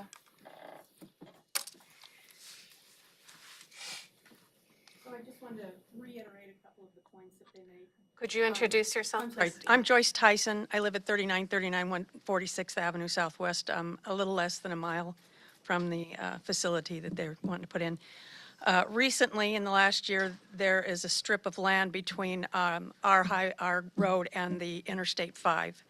They completely logged it, so it exposed not only our house, our cars, our neighborhood. We can see both rest stops, but it also provided easy access from the point of the house right onto the interstate, both north and south, right over to the truck stops, to the rest stops. We've become a fishbowl. And again, between their house and our house, everything is open. Not to mention, we did have a fire there a couple of years ago, too. The other thing that was mentioned last night that I didn't hear a whole lot about is, again, how many employees they're going to have to patrol these people of 5. I think the number comes up as 2. It's like 2.5 gets one guard or whatever employee. It's almost a 15-acre lot. And so they cut it back to 5 inmates, if you will, so that they could get all this through without having to go through more hoops. But there's potential for them to subdivide it into 3 5-acre parcels at best, and at least 2 two parcels, and put additional people in here. So now they jumped through all the hoops and didn't notify us, and now we're looking at potentially they could put 15 people in that. And how do 2 people patrol a 15-acre lot with 5 inmates at any one time? Because there is no protections, there's no fence, and then the third point that just keeps coming up, we run a business. We've had a business for 22 years there. I can't tell you the amount of funds I've had to pay to try and get internet. There is no DSL. We are the last in the area to get any help if we have power outages, which we have consistently. And because of the way we're annexed, we're the very last to get help. I don't know what our school kids did. In fact, some of my neighbors' school kids had to come down to my house to use my internet because I had Starlink at the time. So I'm just, for them to say that they have any kind of protection through the cameras or whatever. And then the other thing is, what are they going to do for entertainment day in and day out? Because there is no internet. And even getting television is tough. I mean, you can probably get a dish for them. I suppose we pay for that too. Anyway, I appreciate, and thank you so much. I guess our question is, what can we do to help you help us? And we thank you so much for listening to us today. This has been such a frightening experience for all of us. So thank you.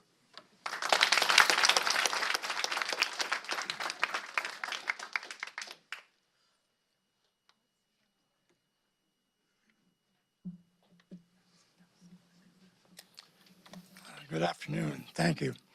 I know that you are concerned with our community. Your name, sir? Sir, your name? Oh, yeah. Your name. Rich Watson, 119th Avenue in Tenino. Just in case you're not aware, the previous speaker mentioned, that's why I thought I'd get up, that they could subdivide it. They've already begun that process. You might want to look into that. Okay, but they're in some process now of subdividing or seeking permission to do so. Thank you. Pardon the interruption, but there is still somebody with their hand raised. Jesse Pratt on Zoom. Yeah, I'm gonna get to that point. One more on Zoom. Jesse Pratt. Go ahead. You have 3 minutes. Okay, hi, I'm Jesse Potter. Give me a second. I'm pulling up what I had written. Uh, Dear Commissioners, I'm addressing you with two main concerns. I understand that you are on our side on this issue, but for your colleagues that are passing this, I have a question. How much is a life worth? This company, Supreme Living LLC, is gambling people's lives. They are profiting without guarantee of the safety of anyone involved, the community, other individuals in the home, or caregivers. These individuals can be interviewed and assessed, but the difference in predators, a wolf and a human, is one you can look at and know what they'll do. The other can lie directly to your face. Basically, nothing is truly stopping them without physical barriers that are not being supplied, and the caregivers acting as supervisors are not given appropriate measures or training. My second point is about the location. The difference between rural Thurston County and downtown Olympia is witnesses. These people need to be and feel watched. They step out of a building in a city and people will know it immediately. In 2021, a man escaped from jail, Cedar Creek, more secure than this house, and was on the run for 6 days before he was found. This man was just miles away from where this house will be, so that gives all of us a pretty clear and terrifying idea on what is actually going to happen. Like, we already know what's going to happen.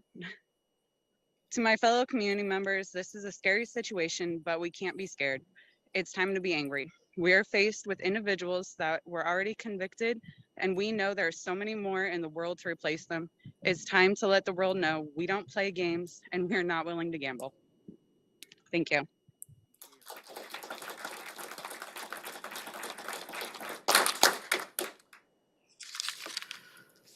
I don't have anybody else in Zoom.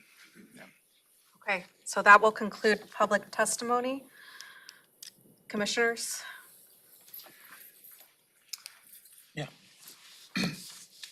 I'd just like to take this opportunity to invite all of you. We're going to have a relatively short meeting. So if you want to stick around, you get to watch your government at work, and maybe we'll get a chance to talk to you individually, because this always bothers me, sitting up here and not having an ongoing dialogue, because we would never get done with the meeting. So it's a necessary evil that we're up against. But you know, one thing that has not been said here, which I appreciate the decorum that you've displayed in coming here with your frustrations.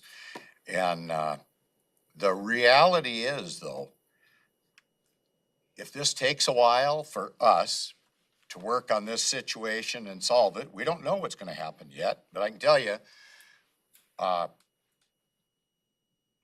I can't ever speak for the three commissioners. I'm on your side. You obviously know that. But, and I believe my seatmates are as well. It's going to take a while. We're going to push. We're going to do what we can. But just bear in mind that this is the kind of dumb stuff that government does that makes people remember there's a reason for the Second Amendment. I'm not advocating for a thing, but I just want you to know, and I appreciate that we didn't really go that route, because that is definitely not the route we want to go. But when the government does not serve you properly, you have to end up doing what you need to do, unfortunately.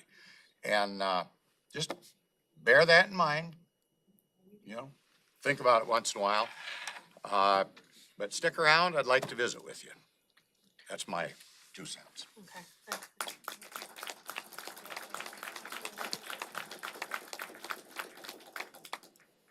Okay, given, I'm not sure if some of you want to stay here to review the rest of the agenda. If not, I'm going to go ahead and take a short break. And you're welcome to stay or you're welcome to leave. I know that many of you have jobs or a home to return to. So with that, we'll take a 15-minute break. Yep, thank you.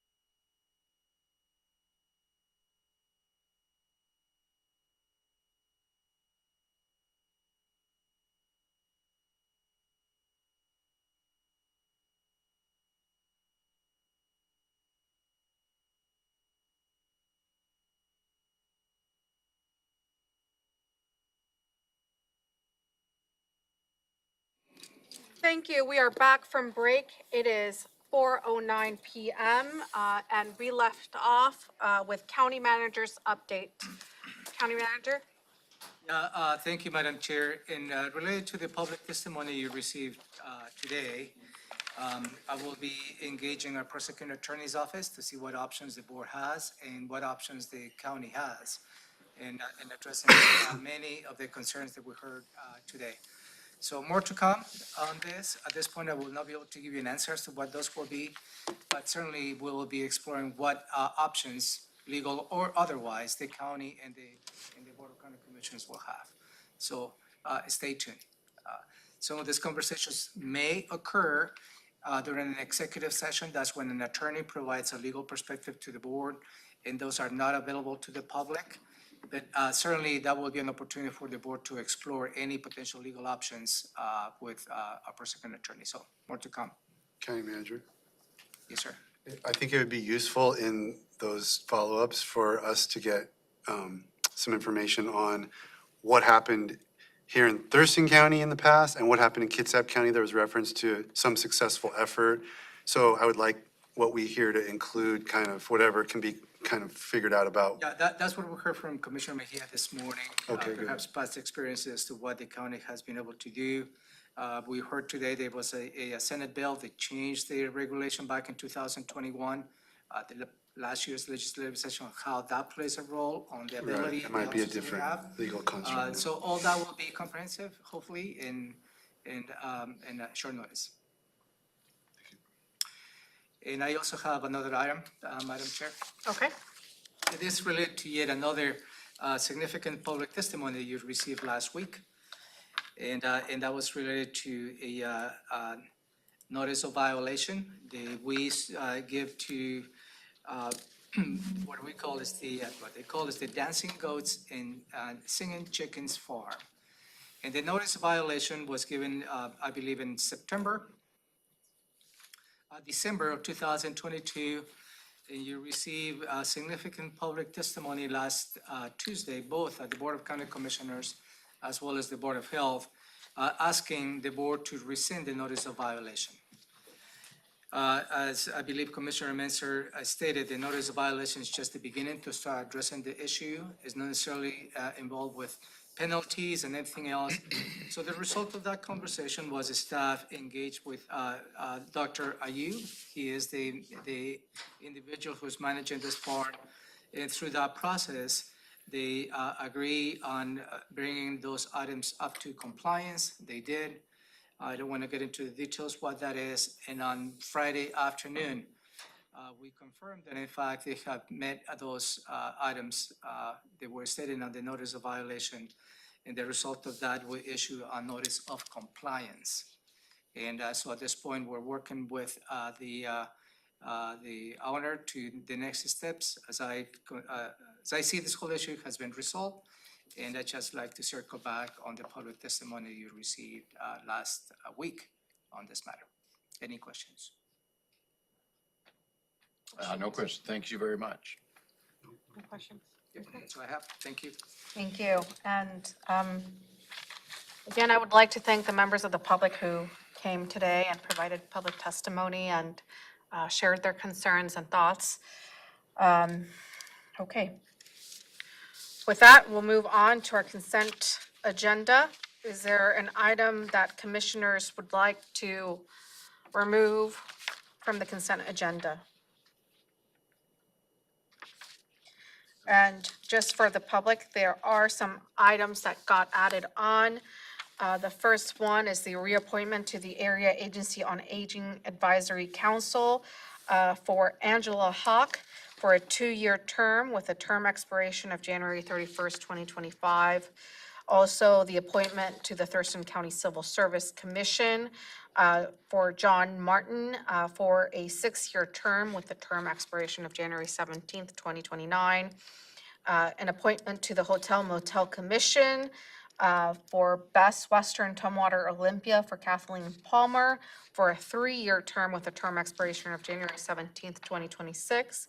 And the appointment to the Pest and Vegetation Management Advisory Committee for Billy Olson for an indefinite term? I did check with the staff contact. There isn't a term limit for these seats, so until the members themselves resign or the board removes them, they're just seated. Okay. That's, didn't know that. Okay, so with that, is there a motion to approve the consent agenda?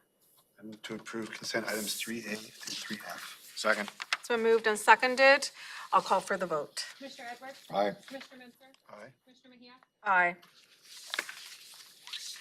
Moving on to department items, starting off with community planning and economic development. Item 4A, 2023 Heritage Grant Program. Jeremy Davis, our operations manager, will report on this item. Jeremy? I think we need a microphone for public testimony.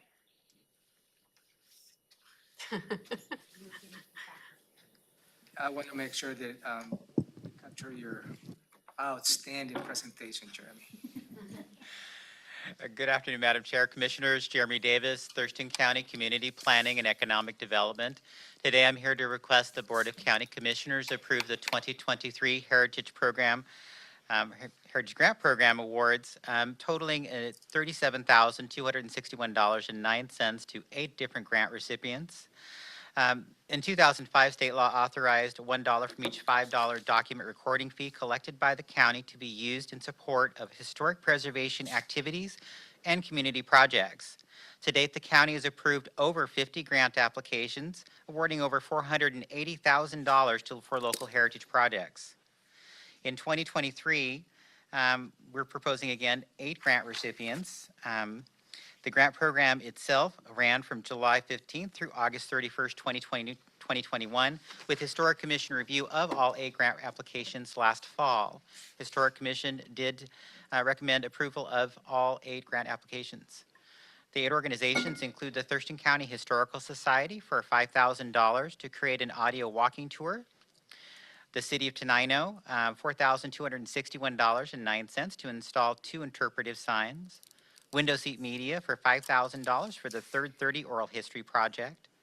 The Olympia Historical Society and Bigelow House Museum for $5,000 to fabricate and install storm windows for the Bigelow House.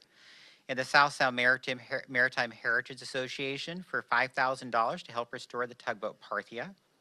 The Washington Center for the Performing Arts, $5,000 to fund routine maintenance on the 1924 Crow, Wurlitzer, Oregon. And the Washington State Society for Daughters of the American Colonists for $3,000 to research, illustrate, publish, and distribute a book of, for them to distribute a book of short biographies of women and girls from Thurston County history. And finally, the Olympia Tumwater Foundation for $5,000 to create a virtual tour of the Schmidt House. These, of course, are very meaningful grants to all of our nonprofits in Thurston County who further Thurston County history and historic education to our residents. With that, I'll take any questions the board may have. Thank you. Questions, Commissioner No Edwards? questions, sir. Questions, Commissioner Menzer? Okay, no questions for me. I'm ready for a motion. I move to approve the 2023 Thurston County Heritage Grant Program Awards and accept the Historic Commission's recommendation to fund the 8 project applications received, including the Washington Center for Performing Arts, City of Tenino, Olympia Tumwater Foundation, Olympia Historical Society / Bigelow House Museum, South Thurston County Historical Society. Cool, I didn't know about that one. South Sound Maritime Heritage Association, Window Seat Media, and Washington State Society Daughters of the American Colonists, with a total of $37,261.09 in grant awards. Second. It's been moved and seconded. Any discussion? Okay, hearing none, I'll call for the vote. Commissioner Edwards? Aye. Commissioner Menzer? Aye. Commissioner Mejia? Aye. Thank you. Thank you, Jeremy. And going to our last department item, it is a loaded agenda today. From Emergency Services. Item 5A, Medic One Agreement with the City of Olympia for Fire Department Vehicle Repair and Maintenance Services. And Ben Miller-Todd, our ALS Program Manager, will report on this item. Good afternoon, Commissioners. Thurston County utilizes the Olympia Fire Department's vehicle repair facility for its medic units, training vehicles, and response-capable administration vehicles. Olympia Fire Department employs specially trained emergency vehicle technicians, and the vehicle repair facility is the only facility in the region that maintains its emergency vehicle repair facility credentials. The purpose of this agreement is to allow the City of Olympia, through its fire department, to provide maintenance and repair services to these training and response vehicles. This is a renewal of an ongoing cooperative agreement between Medic One and OFD, and the duration of this agreement is for a period of January 1st, 2023 through December 31st, 2024. With that, we are asking the board to approve the renewal of the Fire Department Vehicle Repair and Maintenance Services Agreement with Olympia Fire Department. If there's any questions, I'd love to answer them. Questions? No question. Commissioner Menzer? Nope. No questions for me. I'm ready for a motion. Move to approve the renewal of the Fire Department Vehicle Repair and Maintenance Services Agreement with Olympia Fire Department and authorize the director to sign the agreement as well as future agreements that do not exceed 10%. Is there a second? Second. Moved and seconded. Any discussion? I'll call for the vote. Commissioner Edwards? Aye. Commissioner Menzer? Aye. Commissioner Mejia? Aye. Okay, thank you, Ben. Okay, so that will lead us into our standing items. Item 6A, commissioners will report on board work sessions and assigned committee meetings, providing updates on actions taken, as well as upcoming issues. Commissioner Edwards, we'll start with you. Well, this is the second Supreme Living meeting that I've been to. When they came to our hearing today, there was one down in Tenino that I had attended along with my seatmates. And also, I think we were all at the Thurston Chamber State of the Community event, in which our chair did an eloquent job. Thank you. And I attended the Thurston Regional Planning Council. And of note with that particular meeting was that we sent a letter on to the state about our opposition in total from the region to the airport. And then constituent issues that range from what we heard this evening or this afternoon, and the airport and lake management issues. And now we've resolved the one out to the Dancing Goats facility. So that took up my last week. Thank you. Thank you. Commissioner Menzer? Yes, besides the two that Commissioner Edwards mentioned, which was the Tenino meeting regarding Supreme Living and the chamber lunch regarding state of the community, I also got to hear Madam Chair at the Martin Luther King celebration, which was excellent, and that was a good event. And attended the WASAC legislative kind of orientation for the membership on the key bills for this upcoming legislative session. Had a meeting with our LD22 representatives about the county's legislative priorities, and attended my first Sentencing Guidelines Commission meeting. I still haven't been signed off by the governor, but because WASAC has selected me to serve, they're allowing me to attend meetings. I just can't vote. So I attended my first meeting, and they really needed me because we didn't have a quorum and couldn't take up certain business items. But that was exciting to kind of hear what that group's all about and kind of get a little bit of orientation as to what they're going to be working on. We got a report from the Sex Offender Policy Board.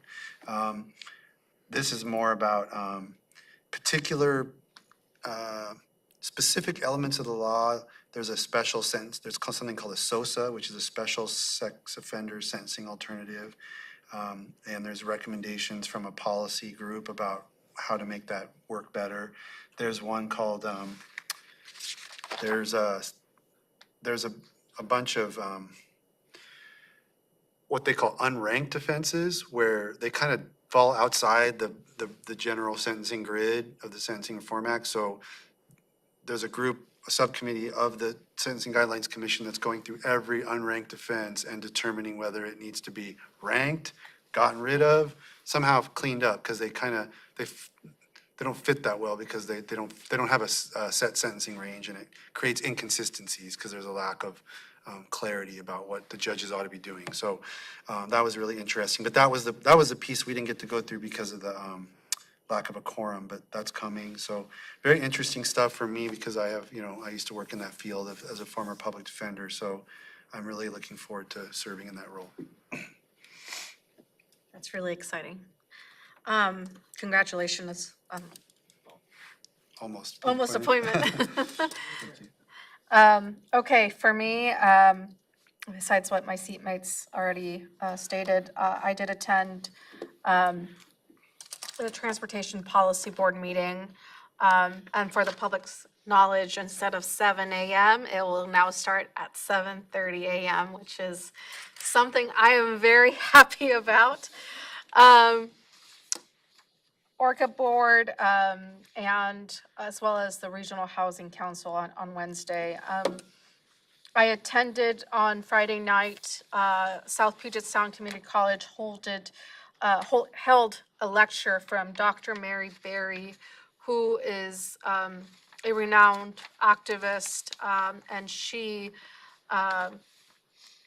knew Dr. Martin Luther King, and so she came and she gave a great, really, lecture on kind of just the different state of affairs and kind of diversity, equity, and inclusion, and just different aspects of what his vision was and kind of where we are now. Really, this weekend was mostly, I went on Saturday and had another community meeting with the folks that showed up here today and spoke with them, and just really been into the supreme living world, and very appreciative of, again, the community that showed up today, and and if you would like to know what I'm up to during the week, I will not forget, Sarah. I do post my weekly schedule on my Facebook page if you'd like to see what I'm up to. Okay, with that, the county manager will now review the Board of County Commissioners schedule for the week of January 17th, 2023. Thank you, Madam Chair, Commissioners.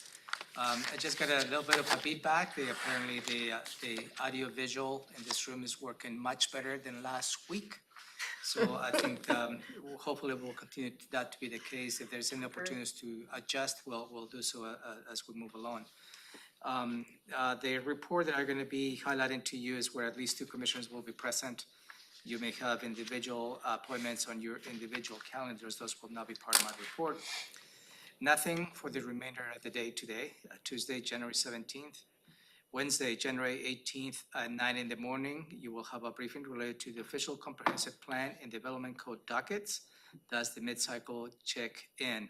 And I believe Commissioner Mency will be joining us via Zoom tomorrow on that briefing. At noon, you have been invited to participate tomorrow, Wednesday, January 18th, to the Tenino area of Chamber of Commerce. And that will be at noon, located at Sandstone Cafe, 273 Sussex Avenue in Tenino. Thursday, January 19th, nothing your combined schedule other than at 1 in the afternoon, Commissioner Menser, Commissioner Edwards will be attending the regular meeting of the Thurston Mason Behavioral Health Organization. I just noted they added additional acronyms to this. Now it's BHASO/OHRS. Yeah. Olympic Health and Recovery Services. It's 2 separate organizations now. So, One's a direct services organization, one is the ASO. oh, wow, I need to keep up with all that. But anyway, so it's a long acronym. And on Friday, January 20th, you have your regular study meeting. And that meeting will be held in this building at the atrium, at room 110. So no special meeting notice will be required since you will be meeting here. And that will also be at 9 o'clock after the study meeting. It will be an opportunity for the attendees to take a tour of the atrium, which I'm be more than happy to host that.